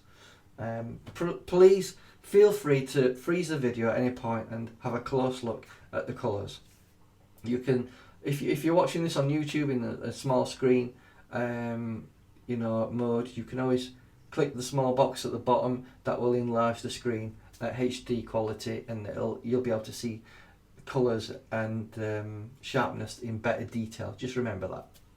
Anyway, let's just have a look at the 90D, see how that's reproducing at F8. Colour wise, it looks like it's reproducing the colours fairly, but I don't know, sharpness doesn't seem there. The crispness of Canon colours ain't coming to me here, and I just think that APS-C is very challenging on this particular camera, and this camera lens. Sorry, I would recommend that you don't think about cropping on this particular lens. I just think the sharpness isn't quite there. But let's address sharpness, and we'll come back to that. Well, anyway, at F8, let's just zoom into the APS-C. So that's APS-C. That's full frame at F8. So you make your mind up. Which do you prefer? I prefer the full frame, if I'm honest with you. So there is some truth out there in regards to that full frame is better for giving you better results. And if you're doing portraiture photography, I think I would advise you to go towards a full frame camera rather than an APS-C camera. But if you're going for sport and fast action and you need the capability of APS-C, the 1.6 crop, to magnify your lens, it can get you closer. But just remember that it also magnifies the imperfections in your lens as well. Anyway, let's have a look at the sharpness here, because I said I addressed that, didn't I? So F4.5, I want to zoom into the text of this lens camera here. And we're going to go all the way up to 200% because I want you to see this. So this is full frame EOS R, 30 megapixel camera. And let's have a look at the same thing with the 90D, because I want to highlight the quality, and I want to show you the difference between full frame and APS-C. And this will be a general thing. You'll get a good indication from this why people want full frame over APS-C. Don't get me wrong, I like using APS-C. I've never had a problem with using APS-C. I just feel that it's too challenging for this lens. And don't forget, it is a 2005 lens. We're talking 15 years old lens. More modern lenses are geared towards better quality and are capable of giving you better results. So full frame looks reasonable good, reasonably sharp. Even F4.5 isn't fantastic, obviously, as an aperture. You always need to stop it down. Doesn't look too great on sharpness there, but it's not too bad on full frame. We try and do that on the APS-C. My god, it looks terrible, and I don't think it's handling the light very well as well. So let's have a look at F8, because that'll give us a better idea on the quality that the camera can produce. So it's got a 200%. I don't tend to like to go too much into pixel peeping like we're doing here, but this will give you, I suppose, a better representation on sharpness. Right, look at the 90D. Let's go and zoom in there. 200%. I know it's extreme, but it's giving us a fair result. And just so you know, I try to position both cameras at different places to give you a similar perspective, because one is 800mm, one is 500mm. So just keep that in mind. But okay, EOS R at F8 looks reasonable. It's not pin sharp, but it's reasonable. We look at APS-C, and you can see a lot of noise in there as well at 2500 ISO. It doesn't look sharp at all. Even at F8 it's not great. So it's up to you to make your mind up whether you think this lens is good on APS-C. I just wanted to give you a representation on colours, so you get an idea of what the lens can produce in colours. So let's just zoom back out before we end this. Just want to give you an idea of colours. So that's the EOS R, and this is the 90D at F8. So EOS R seems to represent the colours fairly and accurately and looks not bad. The 90D just feels grainy at 2500 ISO. Might be a good idea to test them at a lower ISO rating and see, but I think it gives you a rough idea of the quality of the lens. I just don't think this lens is great on APS-C. It's not bad on full frame, obviously. Let me know in the comments what you think. Do you think this is a good lens to have, or is it too old and literally can't cope with the modern day cameras? Thanks for watching. Hope you have a nice day. I will do another one on lens sharpness tomorrow, but hope to see you in another video. Thank you.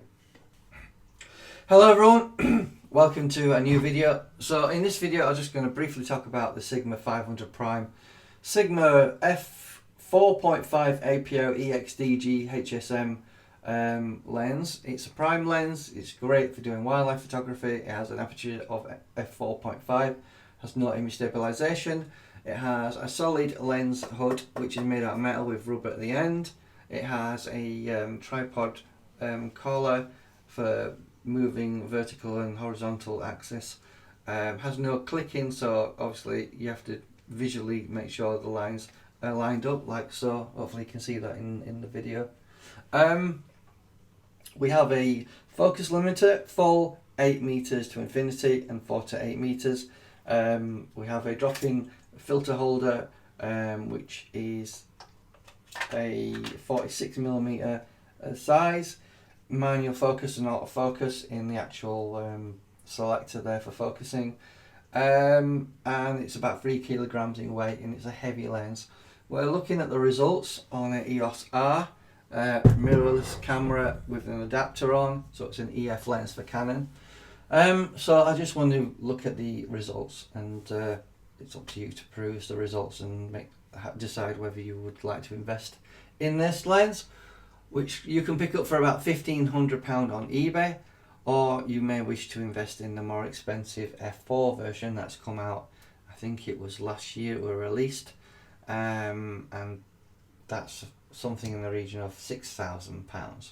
So it depends obviously what you prefer. This is a cheaper alternative, and if you're happy without image stabilization, fantastic lens for you. But what you may find is APS-C is very challenging on this lens, and you may not like the results. ISO for all images are taken at 2500. Shutter speeds are ranging between 80 to 5. Basically, I put it on a tripod, and then we just set the timer, 10-second timer on this camera and the other camera, just to give us some sharp results with no camera shake. So let's get to the results. So here we have the lens sharpness test card. We're just going to look into the actual card pictures that are JPEG images. We're just going to zoom in 100%, and then you get an idea of what it's doing. But this is a F4.5. Let's zoom in to 100%, which gives us good results in the center. But I do not think it gives good results in the corners, because if we look here at 100%, we have some softening going on, where the lens sharpness text is, as well as where this number 1 is. There is some texture in this box that you cannot see in this particular image, but when we change apertures you can. So obviously what's happening is, I do think we are getting some softness at f4.5 in this particular image. If we look at f5.6, I do also think there's some vignetting going off. I'm going to do a separate video showing you the vignetting, so don't worry about that. But in this, I'm just going to zoom into the actual middle of the lens at 100%, just to show you roughly the quality, which isn't too bad there. Zoom out, and let's have a look and see if it's giving us any better results in the corner. If we've got 100% at f5.6, while we're seeing a little bit of the texture in this box and some softening around the text here, I can't make out the texture. So even at 5.6, we're not having a major improvement there. But in the center, I think it's giving us some good results. If we can just have a closer look of the text here at 100%, you know, and let's go back. 100% text here in the corner, and at f5.6 you can see it's a bit clearer. So let's have a look at f8. So let's zoom in to f8, 100% in the center, 100%. Seems to be a slight improvement, but I think where the main improvement we're getting is in this corner here.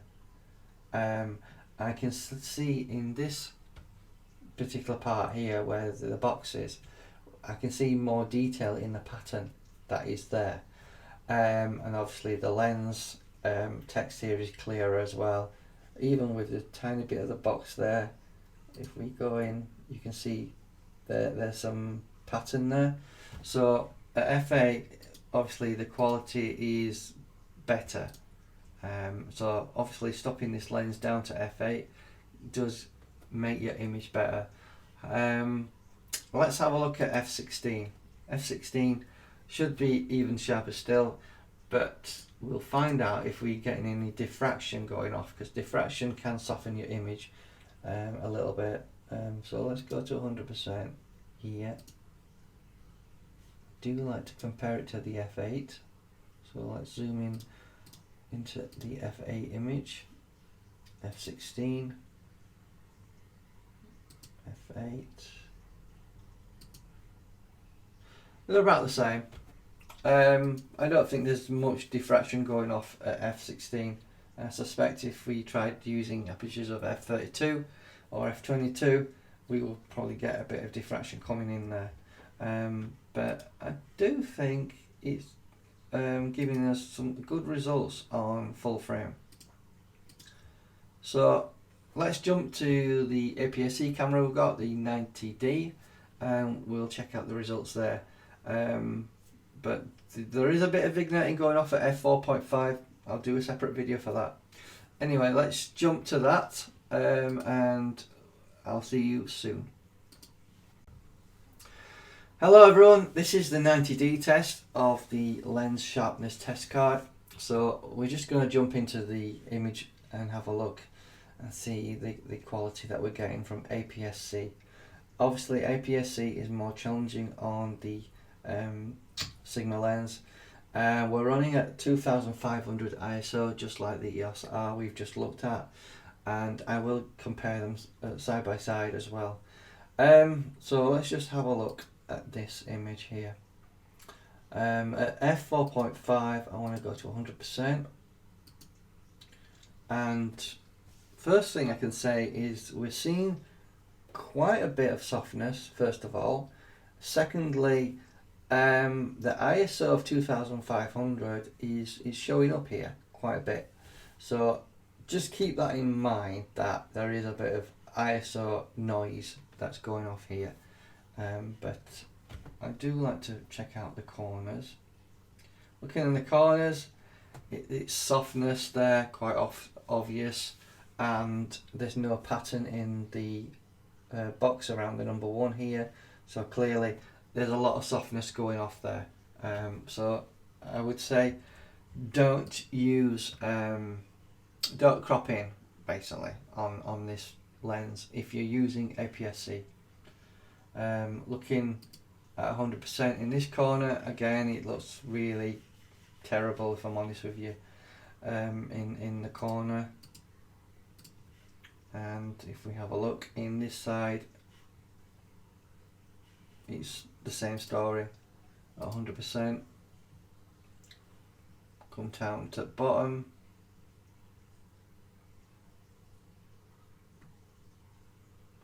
and it's not very sharp here either. So let's have a look at f5.6, see if we've got any improvement. Not a lot, to be honest with you. We just look into that at 100%. It really looks terrible if I'm honest with you, even in the centre.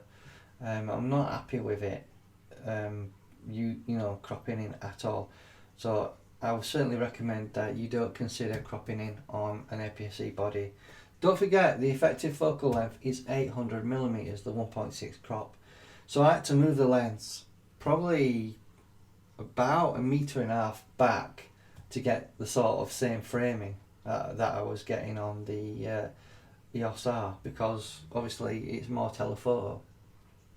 Again here we're looking to see if we can see any sort of pattern in that box. There's nothing there, so that suggests that it's not giving us a good result on APS-C, and even the number 1 looks quite soft looking around that. So let's have a look at f8. Have a look at f8 in the centre again. Again, it still looks a bit soft, almost like it's out of focus if it, you know, but it's in focus, I can tell you that. Let's come down to the bottom here and let's see if we can see any of that pattern in that box. even at f8, I can see a little bit of the pattern, but not much. I'll zoom in to 200% so you can see it. Now there is a pattern there, but it's not clear. And it was clearer than that on the EOS R. So let's have a look at f16, see if we got any better results there. So let's have a look at f16, where we're not getting diffraction going off at the moment. At 100%, that is, it looks a little bit better, but I do want to come down to the corner and have a look at that pattern and see if we can see it any better. That's interesting. We are getting diffraction after all, because I can't see any of that pattern where you can see a little bit of it there in the f8 image.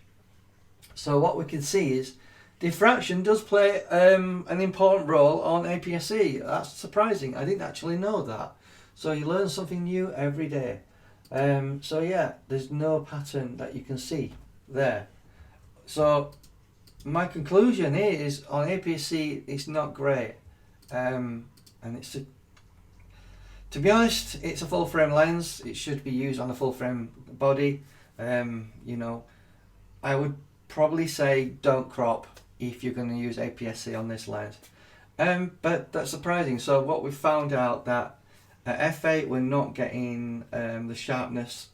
Even, you see, the thing with APS-C is it's not using the entirety of the lens. It's using the sharpest part of the lens. And even using the sharpest part of the lens, we're still getting softness in the corners, which is surprising. You would expect that on full frame, but you wouldn't expect that on APS-C, so that's interesting to learn. So, upshot of it is try not crop whenever possible using a lens like this, because I don't think the sharpness is there for APS-C. Okay, let's have a look and compare side by side and have a look at the actual EOS R images versus the 90D.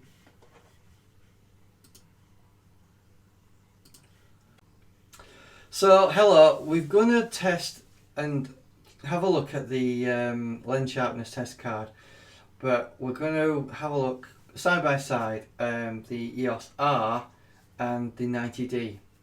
I want to find out if APS-C is a lot worse than the full frame pictures that we've got here. So let's have a look at the centre of the EOS R at f4.5. Let's see if we're getting some sharpness there. It does look a little bit soft, if I'm honest with you. If we go down to the bottom here, the lens sharpness text looks a bit soft, and so does this box here. I don't see any pattern, and there is a pattern there. So let's look at the 90D, see how that's doing. Again, you'll see more noise or grain in the ISO of 2500. Both cameras are set up to 2500 ISO. So what we're looking for is to see if we're getting some sharpness. And to be honest with you, it just looks terrible at f4.5 on APS-C. I think APS-C is too much for this lens. But I would recommend you do not crop in if you do intend to using an APS-C camera on this particular lens. Looking at the lens sharpness area here and the number 1 there and the box around it, it is extremely soft. It's terrible. If we zoom in, while you can see a little bit of the pattern, it's almost unusable. So I would say do not crop with this lens, because I do not think it will be a good lens to crop with if you're using APS-C. We're using the 90D at 32 megapixels versus the EOS R, which has 30 megapixels, but it is full frame obviously. We're using the EF adapter on there on the EOS R mirrorless camera. So let's have a look at f8 on the EOS R, giving us good results. I do think it's a lot sharper, obviously at 100%. If we go back here, This is the EOS R at F4.5, and this is the F8. So it looks better and looks cleaner. And now if we go down to the bottom here, just look how much detail we're getting out of that box there now. And I'll zoom into 200%, where we were getting nothing at F4.5. So it's more defined, it's clearer, it's crisper, it looks nicer. So I don't think at F8, using this on full frame, it becomes a very sharp lens at F8. You can go to the text a little bit in the corner, just have a look, where it seems a bit soft here. Here it just looks more defined. While there is some softness in the corners, it's not too terrible. So let's have a look at the 90D at F8, see if we're getting anything better. So we're going to have a look at 100%. 100%, it looks really soft in the centre. It looks not too fantastic, if I'm honest with you. Let's go down into the corner where we've been looking at that box. While there is a pattern there, it's still not very clear, even at F8. So let's go back to the EOS R and let's go down to that bottom corner where we're keeping a comparison. So let's zoom in to 200%. So at 200% we can clearly see the pattern there. It's very clear, it's quite crisp. Now if we go to the 90D, F8, same sort of settings, 2500 ISO on both cameras, you can clearly see we have an issue there. So I just wanted to give you a good comparison of APS-C versus full frame on this camera, and looking at the lens sharpness test here, in my eye, APS-C is too much of a challenge for this lens. I think if you're going to use APS-C, you don't want to be cropping, because you'll just bring more of the softness into your image and it won't be a great real world result. Now I will give you a real world examples video tomorrow so you can see the sharpness in real things, real models that I've set up, you know, just so you get a comparison of what it's like in real life. Because sometimes test charts are all good and great for testing sharpness of lenses, but sometimes it doesn't always translate to the real world. So I hope this video was helpful. Don't worry, I will do a vignetting separate video test so we can have a look at what sort of vignetting we're getting from the lens. But I'm inclined to say that there is some vignetting going off at F4.5. If we just quickly look at this, just zoom out at 25%, and this is at F8. It's brighter. You notice how it's darker?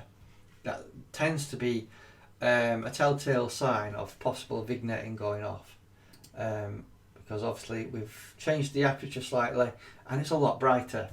So hang on a minute, just so what we can see is, sorry, I think I got that confused a little bit. So that's EOS R at F4.5, and you can see it's quite dark around the corners. Now if we go to the F8 version, you can see uniformly it's more brighter. Anyway, I hope this video was helpful looking at the lens sharpness test card. Again, I will do another video looking at real world examples for you. Sometimes test cards don't always give you a good idea of how the lens will perform in real world situations. So I'll do that tomorrow, and I hope to see you in another video. Thank you.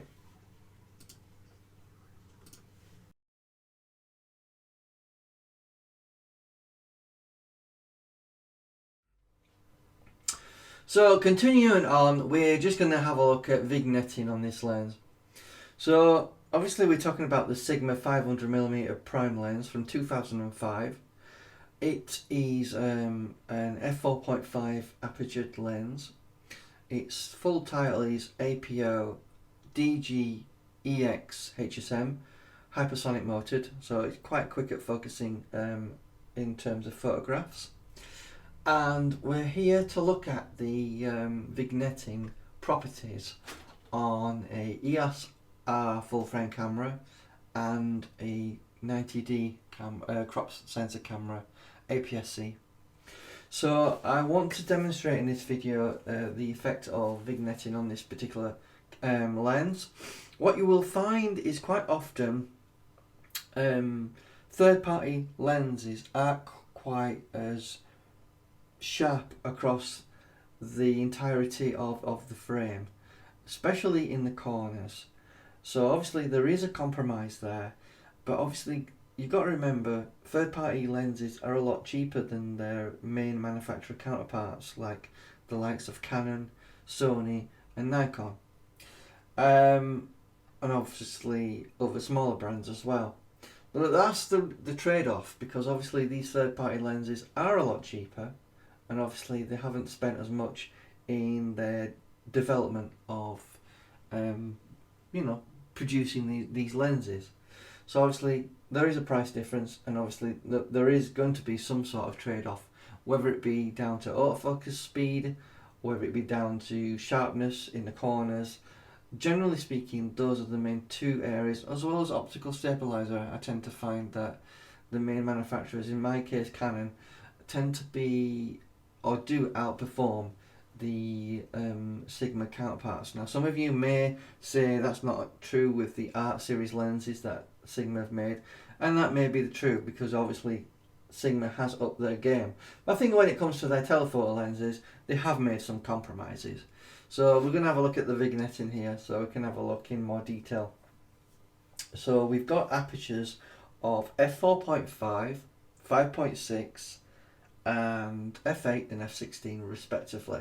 We've got the same apertures on the crop sensor, but what you'll find in crop sensor lenses, cameras, such as the 90D, 80D, 70D, any sort of APS-C based camera, is your vignetting will be significantly less so, because in effect the sharpest part of the lens is used on those sensors. Obviously you will see a little bit, but very little, but it'll be more obvious in full frame. So first of all, let's get to the examples here. So we've got the EOS R image here at f4.5. Now if we have a look, obviously you can see there is some darkening of the corners as I'm moving around with the cursor around here, here and here, here and here. Obviously I used a light source more to the left here, so obviously we've got a light box around here projecting the light here onto the wallpaper. I decided to use the wallpaper as a good basis to figure out vignetting, because it's white and it gives you a good idea. So obviously you've got your darker corner areas here, which shows the vignetting going off.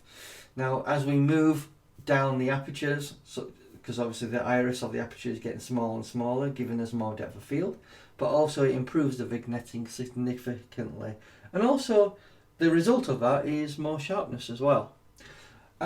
So we're going to look at the images. I'm just going to briefly run through the 4 images on the EOS R full frame, which is 30 megapixels, and you'll quite obviously see the main differences here. So let's move down to 5.6, just visually look at it as it is. So obviously it's brighter, and literally it's almost gone, the vignetting. So let's move to f8, which there will be a slight improvement, and uniformly I think it's got rid of most of it, if not all of it. To my eye, I don't see much of a vignetting there going off at f8. It's a vast improvement from f4.5. So let's just go back to f4.5. Here we've got the darkness in the corners, and let's just jump to f8, and uniformly it's got more than acceptable. That's great, that's fantastic. We'll just have a look at f16, but there won't be much of a difference there. Hardly any difference there, so it's pretty much the same as at f8.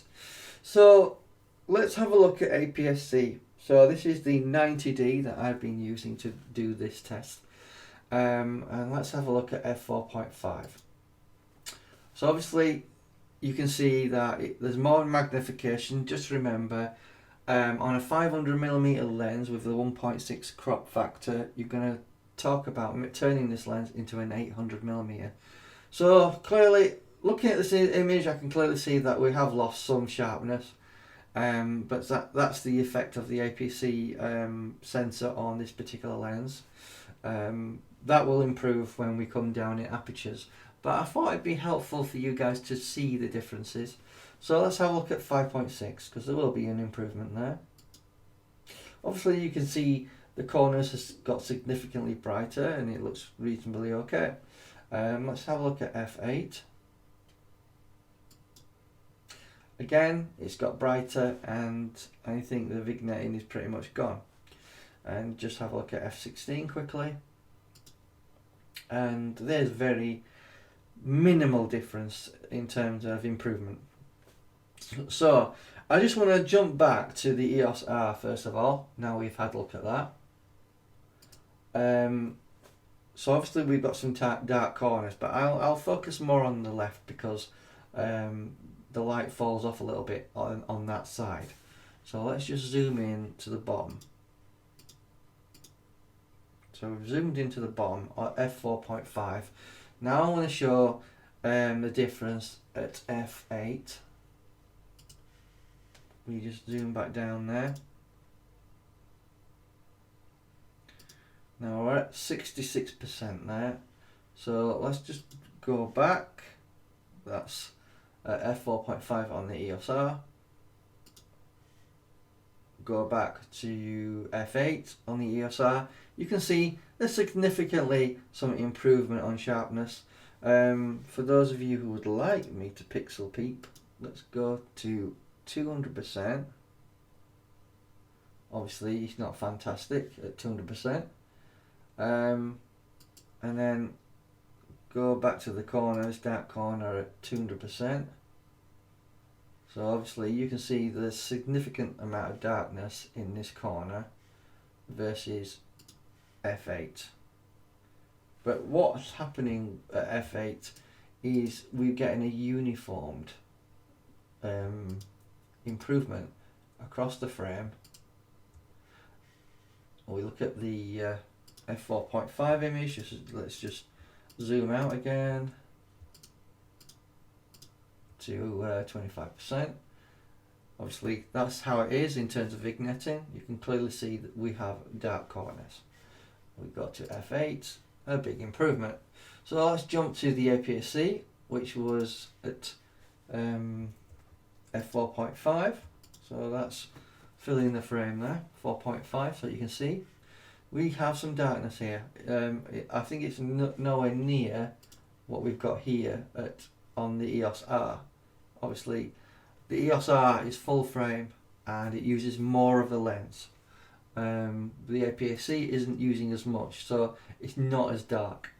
But then let's just compare the APS-C to F8, where it literally changes things. One important thing I would like to point out on APS-C on this particular lens is I've noticed that at F4.5 sharpness is quite poor. If we just have a look at this, I'd like to go into the center here so you can have a look at 100% there, and then if we go at F8 in here 100%, just want to show the difference here on APS-C. So it looks reasonably in focus and fairly sharp at F8. Look at the difference at F4.5. We have lost a ton of sharpness in the center. Now I want to do the same test on the EOS R, because this is a good demonstration of what's going on. So if we just go into the center here where these lines are, 100% there. Now that's F4.5. Now I want to do the same thing at F8. 100%. So let's go back to the F4.5. Doesn't look quite as sharp, but it's not anywhere near as bad as it was on APS-C, the 90D.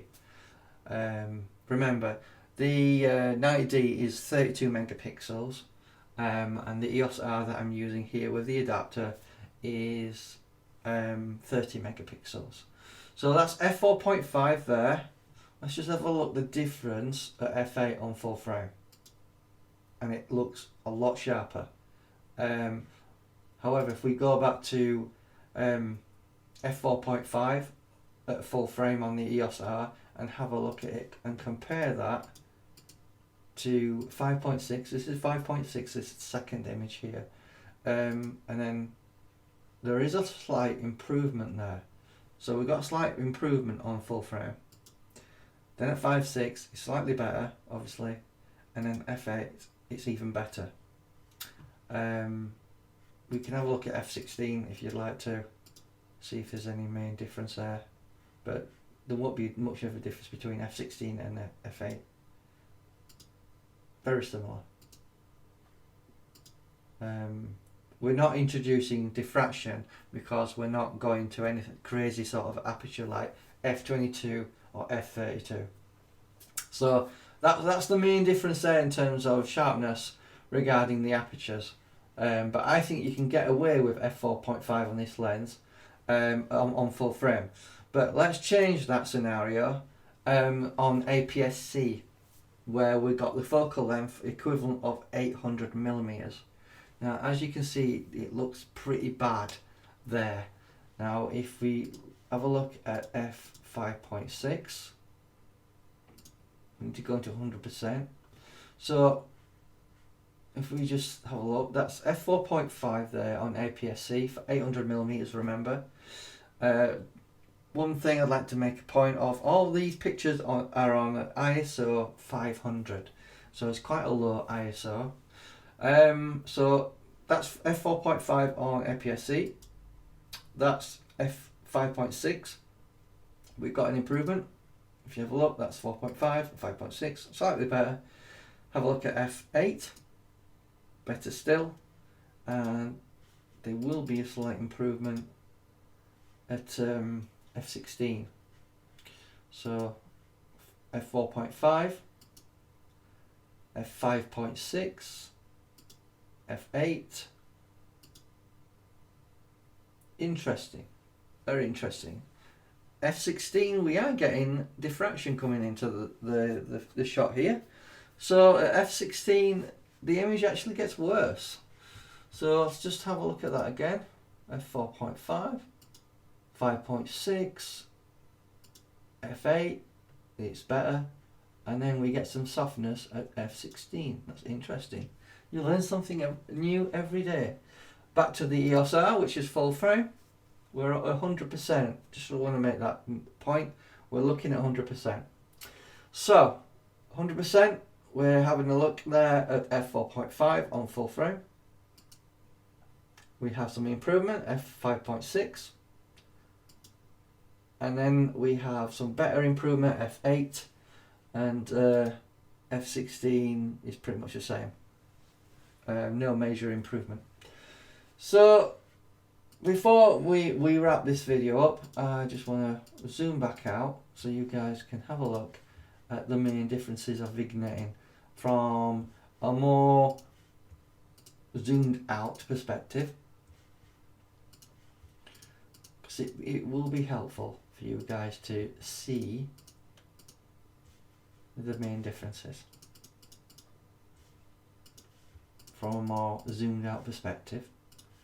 The reason I've been doing these tests is so I can give everyone a good idea of how vignetting and how the lens performs. I've done many tests. Please check out all the videos if you're interested in this lens, because as a budget lens, this is a really bargain of a lens that you can purchase off eBay. I got my copy for around £1,500. You can probably get them as low as £1,200, but please be mindful that some retailers might be selling some poor copies that are not in great condition. So let's just finish the video off looking at the vignetting, because obviously we've looked at a bit at a little bit of the sharpness, but I just wanted to go into more depth onto the vignetting in this video. So that's full frame EOS R at 30 megapixels, F4.5.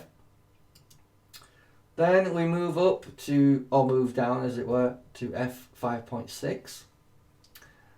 Then it's F8, major improvement at F8. F16, there may be a slight difference there, but it's pretty much the same as F8. So then we look at APS-C, the 90D, 32 megapixel sensor. So obviously it's more zoomed in and it appears to my eye less sharp. Then we're looking at F5.6, that we have some improvement in the corner significantly. There's still a little bit of vignetting going off. F8, we seem to have got the majority of the vignetting has vanished. And then for some reason, I think diffraction is playing a little part in this image, where we've got some diffraction, which generally speaking we are losing some sharpness in the image. I hope this was helpful to you guys to understand about the vignetting on this particular lens.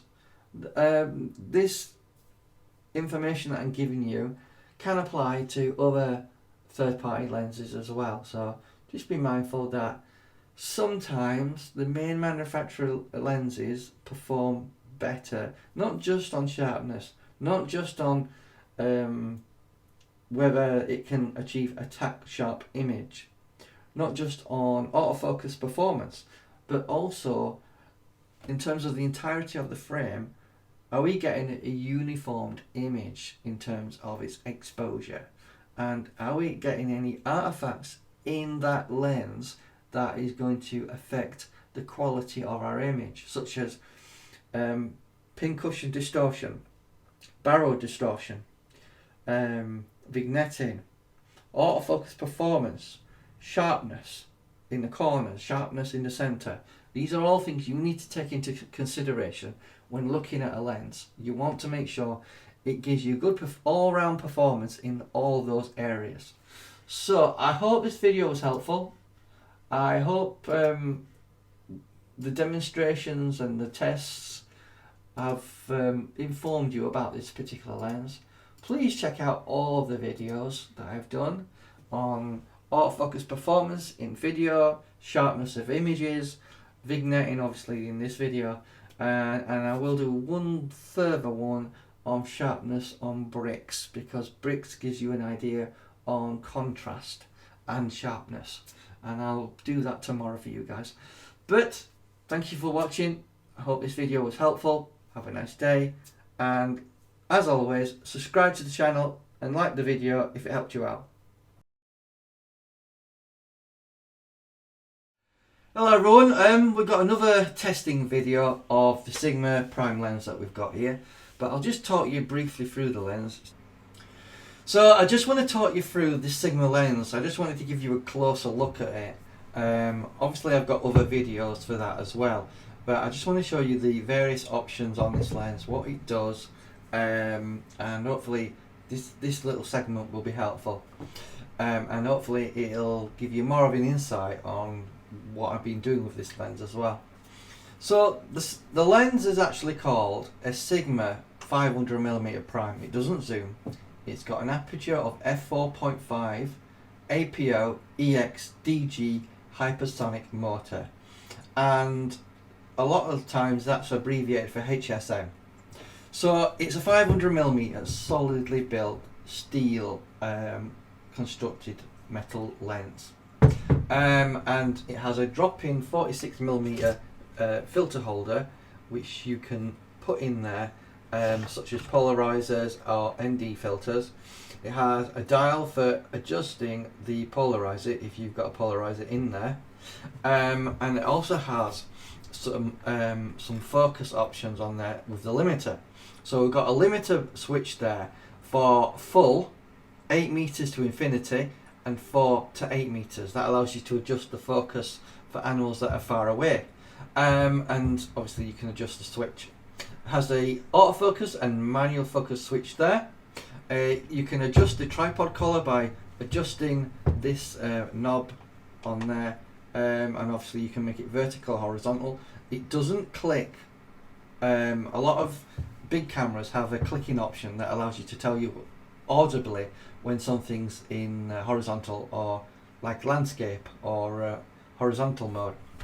The actual tripod mount is nice to hold. It's got grooves in there, so it sort of fits your hand, and it's got multiple screwing options along there for attaching to your tripod. The actual lens comes with a solid lens hood, which is made out of metal, and it has rubber going around the end of it. The only thing that I am not too happy with is the length of it, because it's only 3 inches long, 3 to 4 inches long. Most of the manufacturers like Canon and Nikon and Sony produce lens hoods which are a lot longer, and that stops flare coming into the actual lens and ruining any shots you may be doing. Obviously the tripod collar is adjustable with a tightening knob, and essentially also there is a little rotating attachment where you can attach straps and that sort of thing to it. Its minimum focus is 4.5 meters, which obviously is quite long, which means it's ideally suited for anything like wildlife or sports that are far away. But I just wanted to illustrate this lens and just show you it in brief before we look at the images, and I hope this little segment was helpful.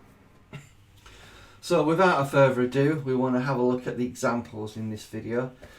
I've done a lot of charts. Let me just get the chart for you. Here's one of the charts that I've been using to test the lens sharpness. We've got a lens sharpness test card here. We've got a colour chart here, and another test chart here as well. We've been looking to try and test the sharpness of this lens. So what I've decided to do is give you some real world examples here as well as an alternative, because sometimes test charts are all well and good, but I think sometimes real world examples give you a better idea on how the lens performs. So without further ado, let's have a look at the examples. Okay, welcome to the examples of the Sigma 500 prime lens that we're looking at and reviewing. So I just want to give you some real world images, because obviously I've done some tests on the test charts and showed you the results from that. But sometimes test charts are all well and good, but they don't always translate into real world images. Sometimes you might do the test slightly wrong or incorrect, and it might give you a false reading. So going out in the real world and testing your camera and your lens is always advisable. So that's what I've done. What I've done is I've taken a selection of some images from my back garden, so you can have a look at the images yourself and get an idea on the quality. So I'm going to talk you through the images, tell you what apertures they're at, and it's up to you to make your mind up. So looking at the first image, we have the EOS R at F4.5, and I just want to zoom into it so you can pixel peep all you want and have a look at these images in more detail. First of all, let's talk about the bokeh. The bokeh looks fantastic and great. You can see the we've got another model duck behind this particular duck. This is a water feature if you're wondering what it is, and it's blown out beautifully. We do have like a pond waterfall system at the back behind this, and I'll show you that particular in the video that we'll do later on. I just want to show you some examples of video as well. But in this picture you can see that the background is blown beautifully out on the EOS R. 30 megapixels, these are JPEG images. It looks fantastic and great detail in the bokeh. Zooming in into the image itself, we can see that we've got some good sharpness there.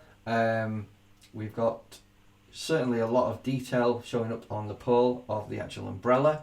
Obviously the duck's nicely rendered and looks sharp enough to me. And obviously you can see a lot of detail on that pole.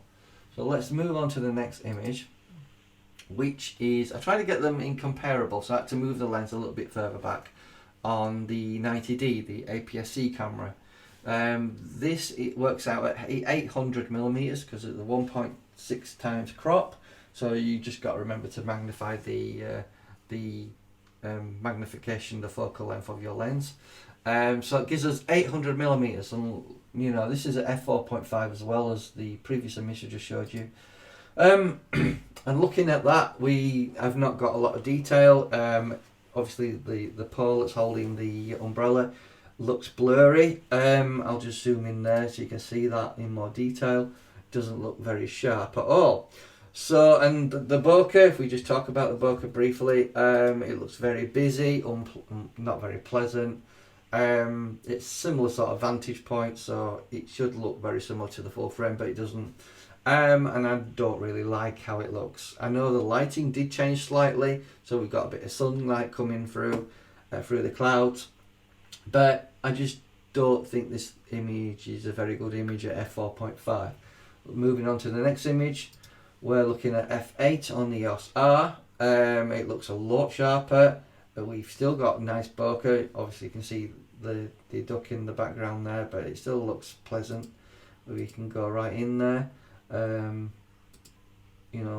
That's 66% there. Really good detail, going to 100%, even more detail on the pole. And it renders the image nicely. I love the contrast is fantastic, and I don't see any problems there. Another image at f8, it certainly looks a lot sharper. We've got some sharpness along the beak of the bird here. It's brought a bit more into focus in terms of the pole holding the umbrella. Bokeh fantastic, if I'm honest with you. So it does improve the image significantly at f8 on APS-C, where you probably could get away with f4.5 on the EOS R, or probably 5.6 will probably be fine as well. So let's look at the next image. So obviously we've got an eagle statue here. This is the EOS R at f4.5. It looks really nice. I think it's quite well rendered. Contrast is nice. It looks sharp enough to me. The eye, if we zoom right in there to 100%, there's a bit of softness here, but it's not bad. It's quite reasonable. Looking at the image that we've got with the 90D, now I did realise that the sun did change a little bit, so obviously it got a little bit brighter because we briefly had a bit of sun come through the clouds. But looking at this image, focus is terrible. It's not sharp at f4.5. Bokeh doesn't look that much better either. So I would say using f4.5 aperture on this particular 500 prime, or probably it may apply to other older primes, because this is a legacy lens. You got to remember that it came out in 2005. It's 15 years old, this lens is, and I don't think it's capable of dealing with the resolutions of modern cameras. Full frame, it seems reasonable and quite okay, but when it comes to APS-C, I think it struggles. So let's have a look at the next image. So this, if I'm not mistaken, I'll just double check the file info data. If you're wondering how to do that in Photoshop, just go to File and bring up file info. This is the EOS R at f8. Looks really nice. Bokeh looks fine. It looks very sharp, a lot sharper than it was at f4.5. If we go back there, as you can see, it's quite soft. Here it's sharper. So at f8 it gets better, full frame does, on this particular lens.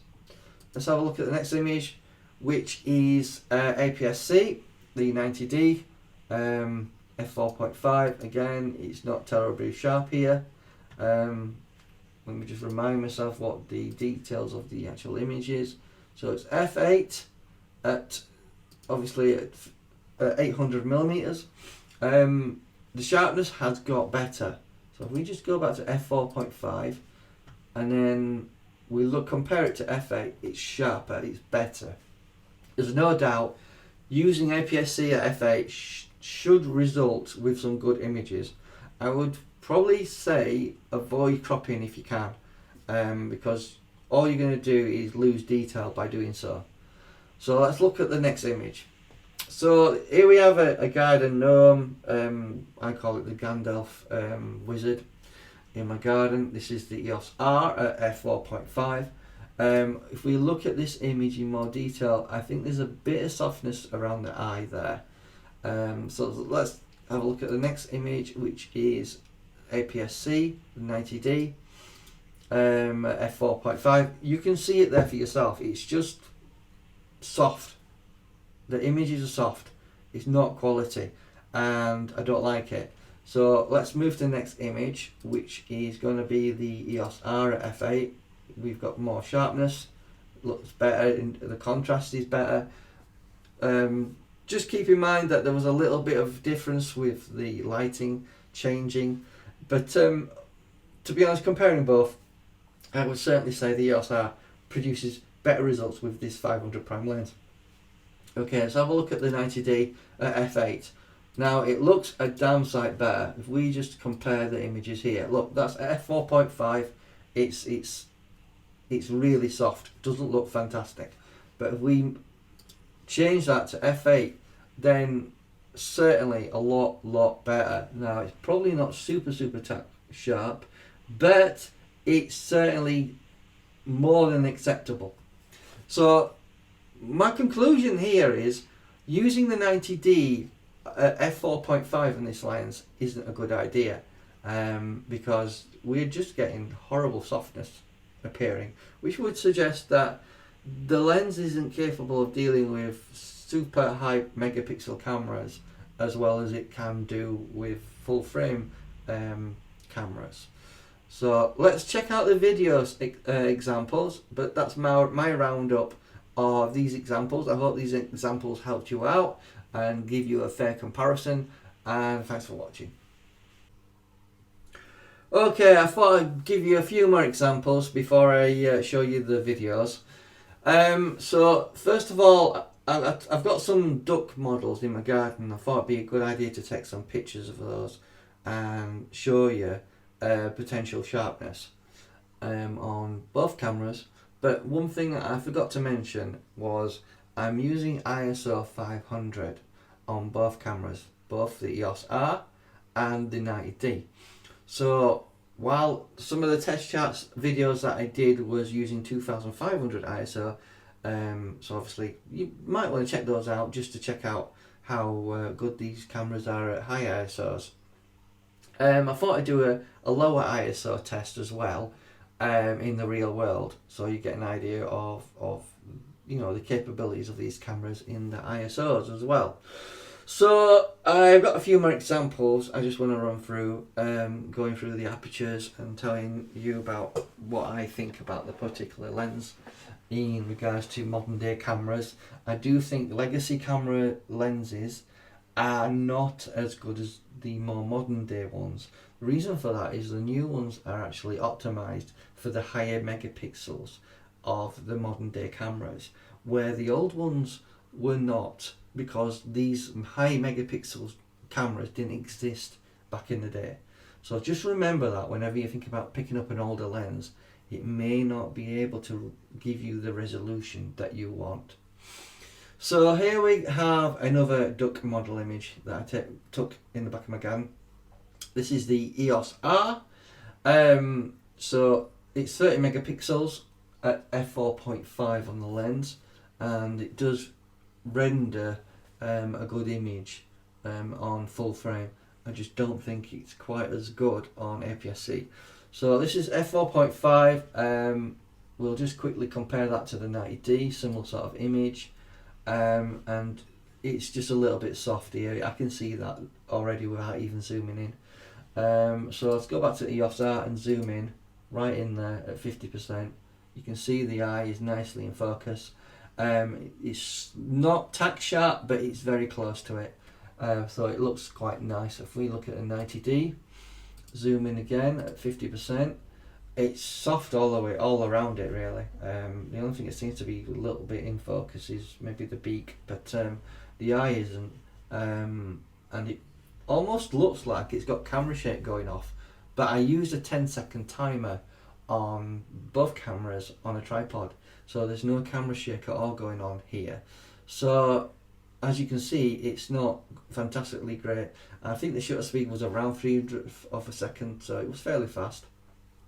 And at some points in time, I think the shutter speed was actually around 2,000th of a second, so camera shake should not be happening.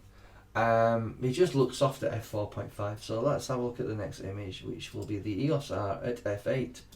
Looking there, the only reason you might see a little bit of softness going off is because I think one of the plants was in front of it, but it is pretty much, you can see good detail, good contrast in this image, so it looks pretty decent. Let's have a look at the 90D image here, where I think it's tighter in, and that, as you can see, that plant there that I'm just going over with this cursor was in the previous image. It's actually over the actual duck. So looking at this, obviously it's a lot sharper at f8. It's rendering good image contrast, and it looks fairly reasonably sharp. It's not super tack sharp, and as I've said in previous videos, I wouldn't want to crop on 800mm. There's no need to. Once you've got an 800mm, there's no need to crop at all. And you know, you can always get closer to your subject matter. I know some experts and professionals will say you can't. There's always a way.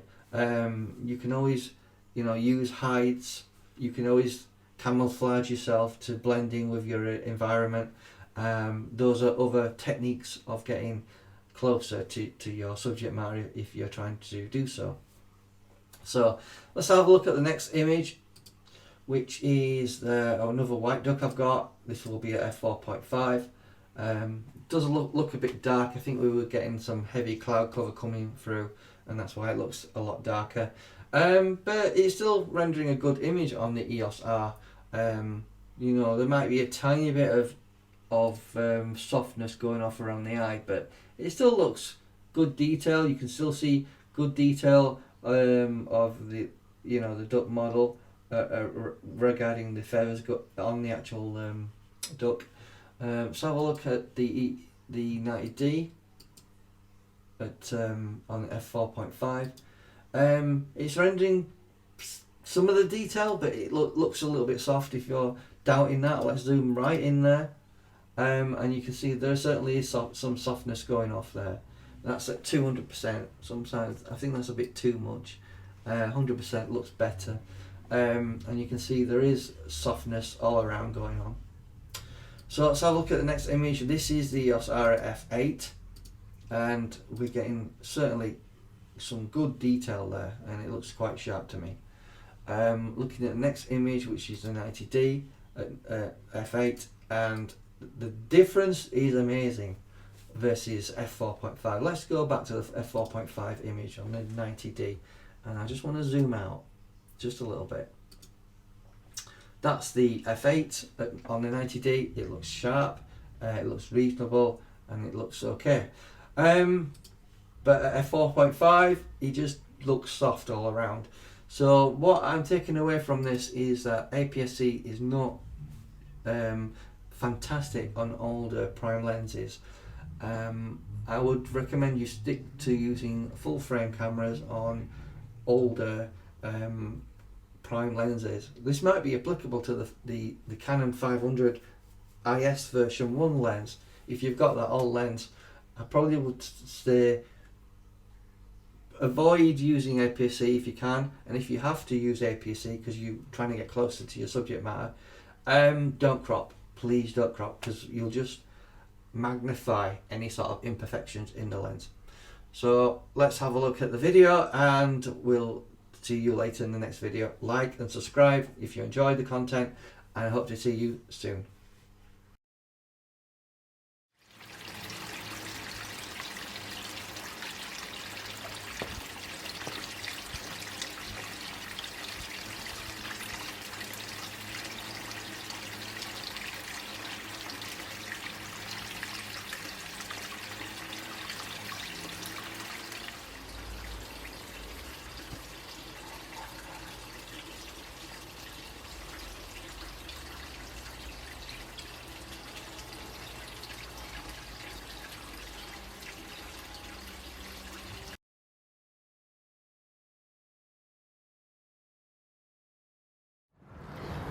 Right, we're filming on the 90D APS-C test. We're going to try the focus test again. It's about 15 meters away.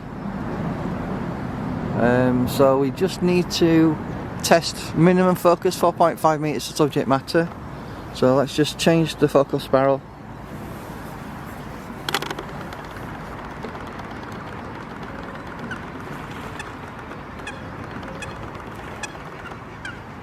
Just try that test again. 4.5 meters to subject matter.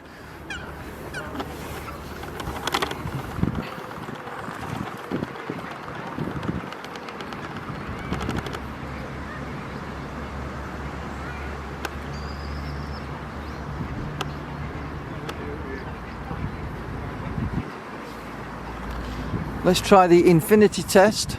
Infinity to subject matter.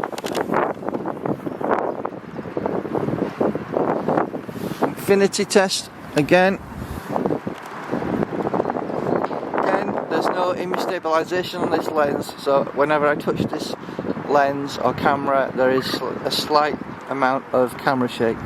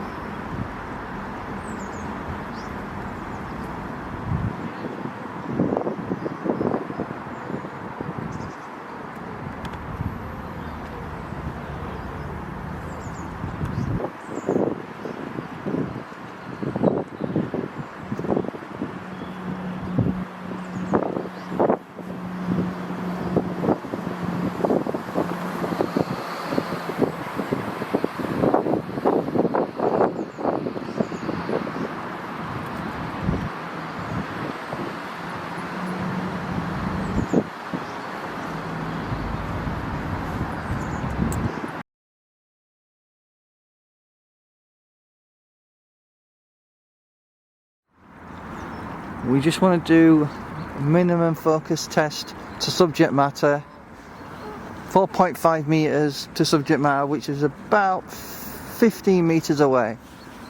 So let's just do that test.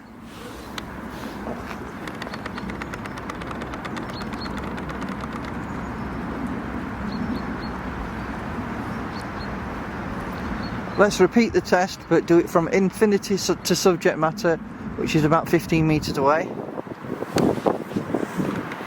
On the 500mm prime lens, this is the Sigma 4.5 APO EXDG hypersonic motor lens.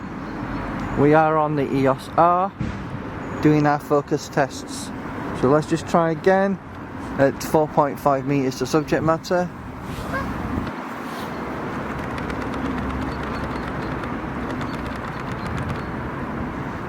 And let's just try again at infinity to subject matter. Now the camera shake you're seeing is because I'm touching the lens and there's no image stabilization on this lens. So unfortunately it isn't as smooth as we'd like it to be. Let me just try again.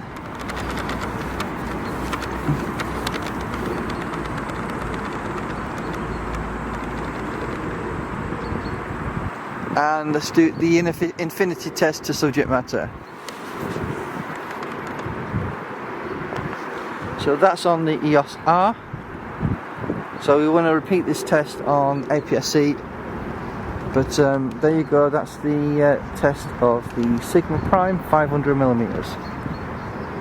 So instead of me talking, I'll let you enjoy the scenery and you know, enjoy the scene.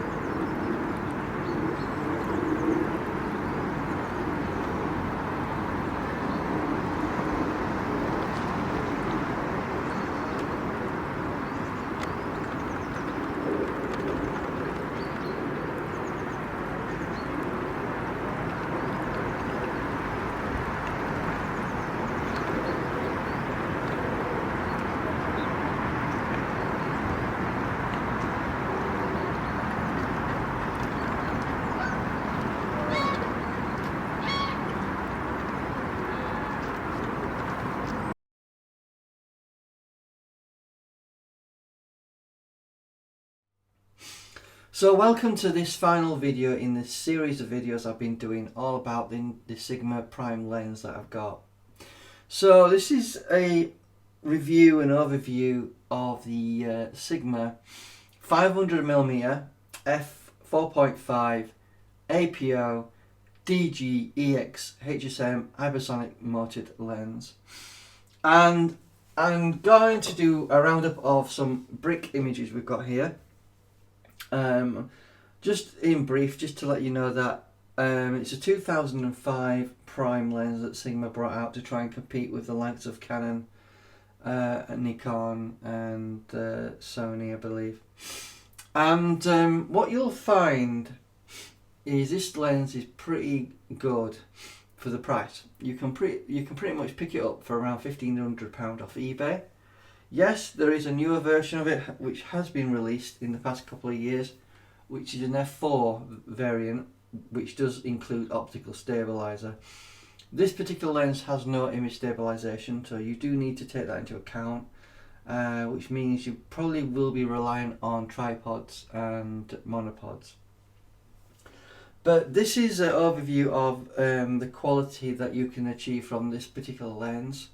You've got to remember it is a 2005 lens, and what that means is that older lenses really struggle with newer cameras, mainly because of the density of the megapixels, especially on APS-C cameras.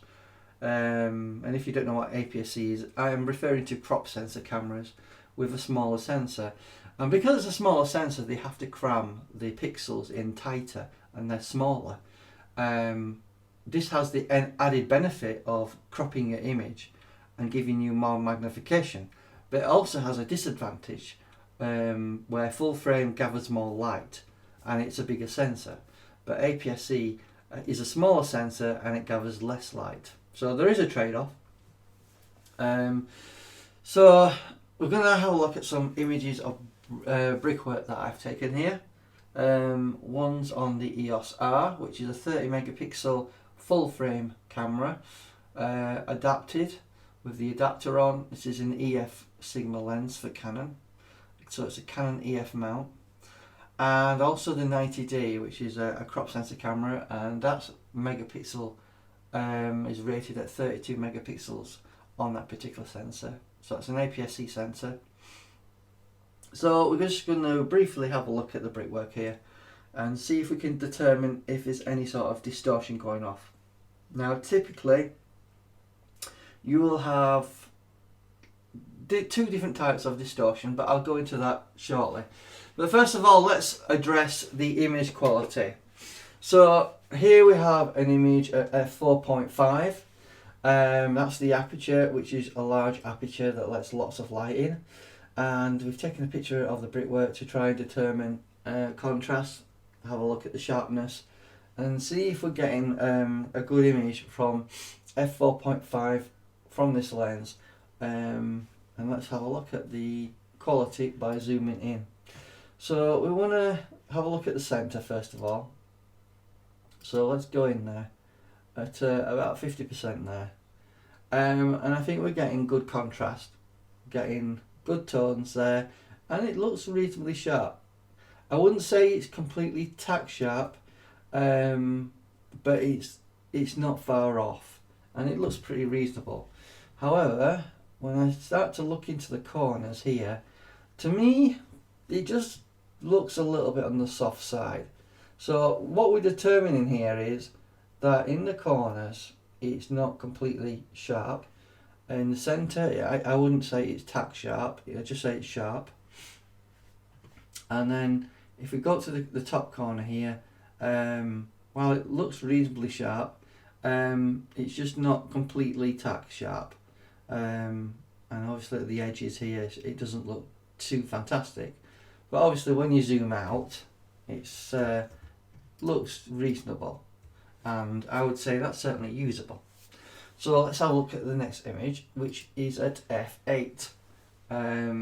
Obviously, on my previous video, I addressed vignetting, and we are getting vignetting. So at F8, that vignetting is pretty much eliminated. So obviously the image is improved, and so has the contrast improved.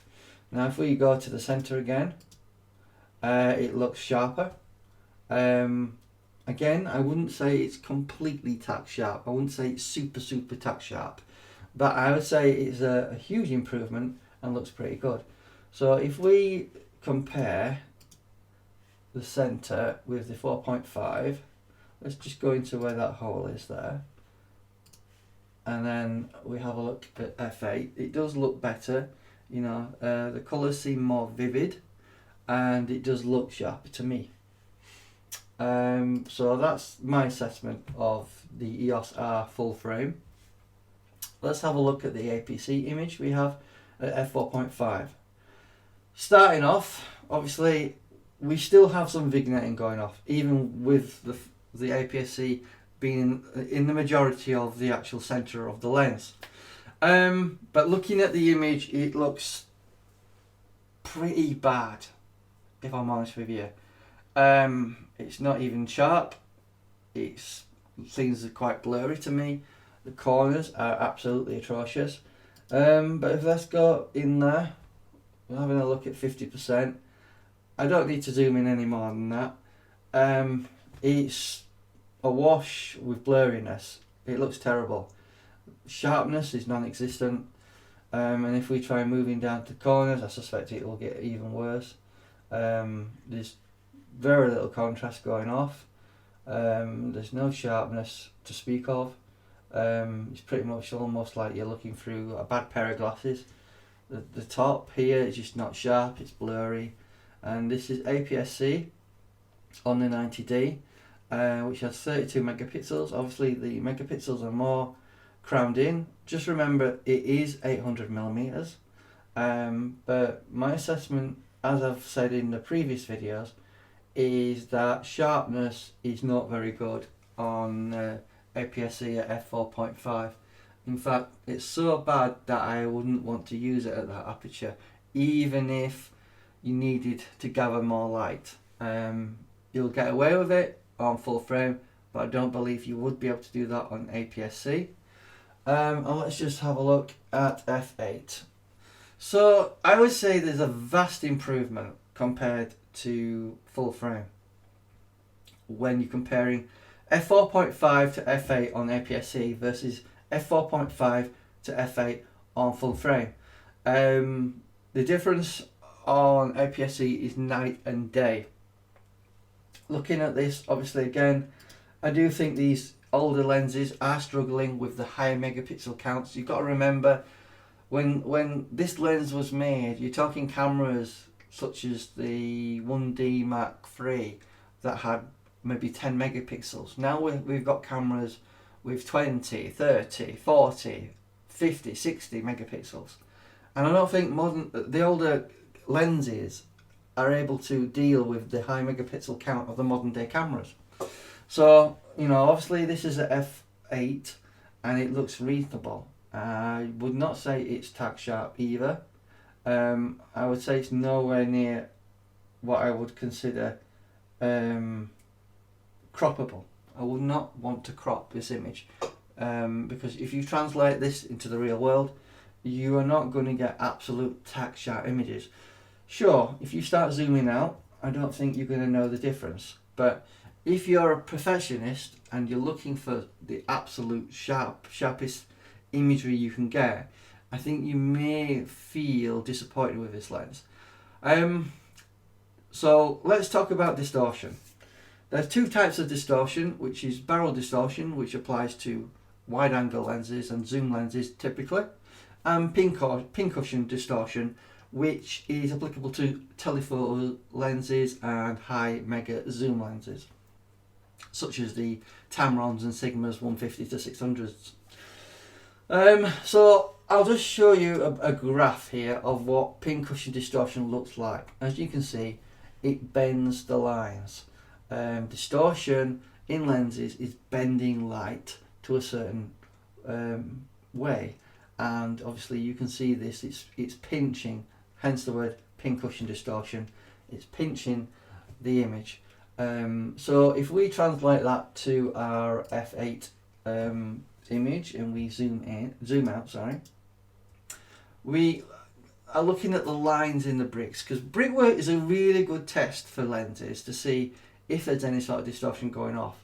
Now I'm looking at the distortion here for pincushion distortion and I see very little. The lines look very straight to me, so I don't think this lens suffers with any major issues regarding pincushion distortion. But we're more than happy to look at the APS-C one. Again, I don't think there's any distortion going on there. Just remember, APS-C cameras magnify the center. So instead of getting a 500mm lens, because it's a 1.6 crop, you apply the 1.6 to the actual focal length, and we're actually at 800mm at f8. Obviously this lens can go to f4.5 at 800mm, but again, if we just go back to the previous image, I would like to zoom out so you can see that for yourself. So if we just zoom out, make sure the pictures are the same in terms of the size. So that's f8 and that's f4.5. Clearly you can see there's a difference there, and it just doesn't look sharp at f4.5, so I would not recommend using this lens on APS-C if possible, or if you're going to use it on APS-C, stick to f8 in terms of your aperture. Now if we look at EOS R, this is a full frame camera, we can clearly see that there is some loss of sharpness when we go to f4.5, but it's not dramatic. So let's just zoom out of that so you can see that. So that's f8 and that's f4.5. They look very similar, and you're only going to notice the softness if you start pixel peeping into the actual image. But I think you would be happy with this lens on a full frame camera. No issues there.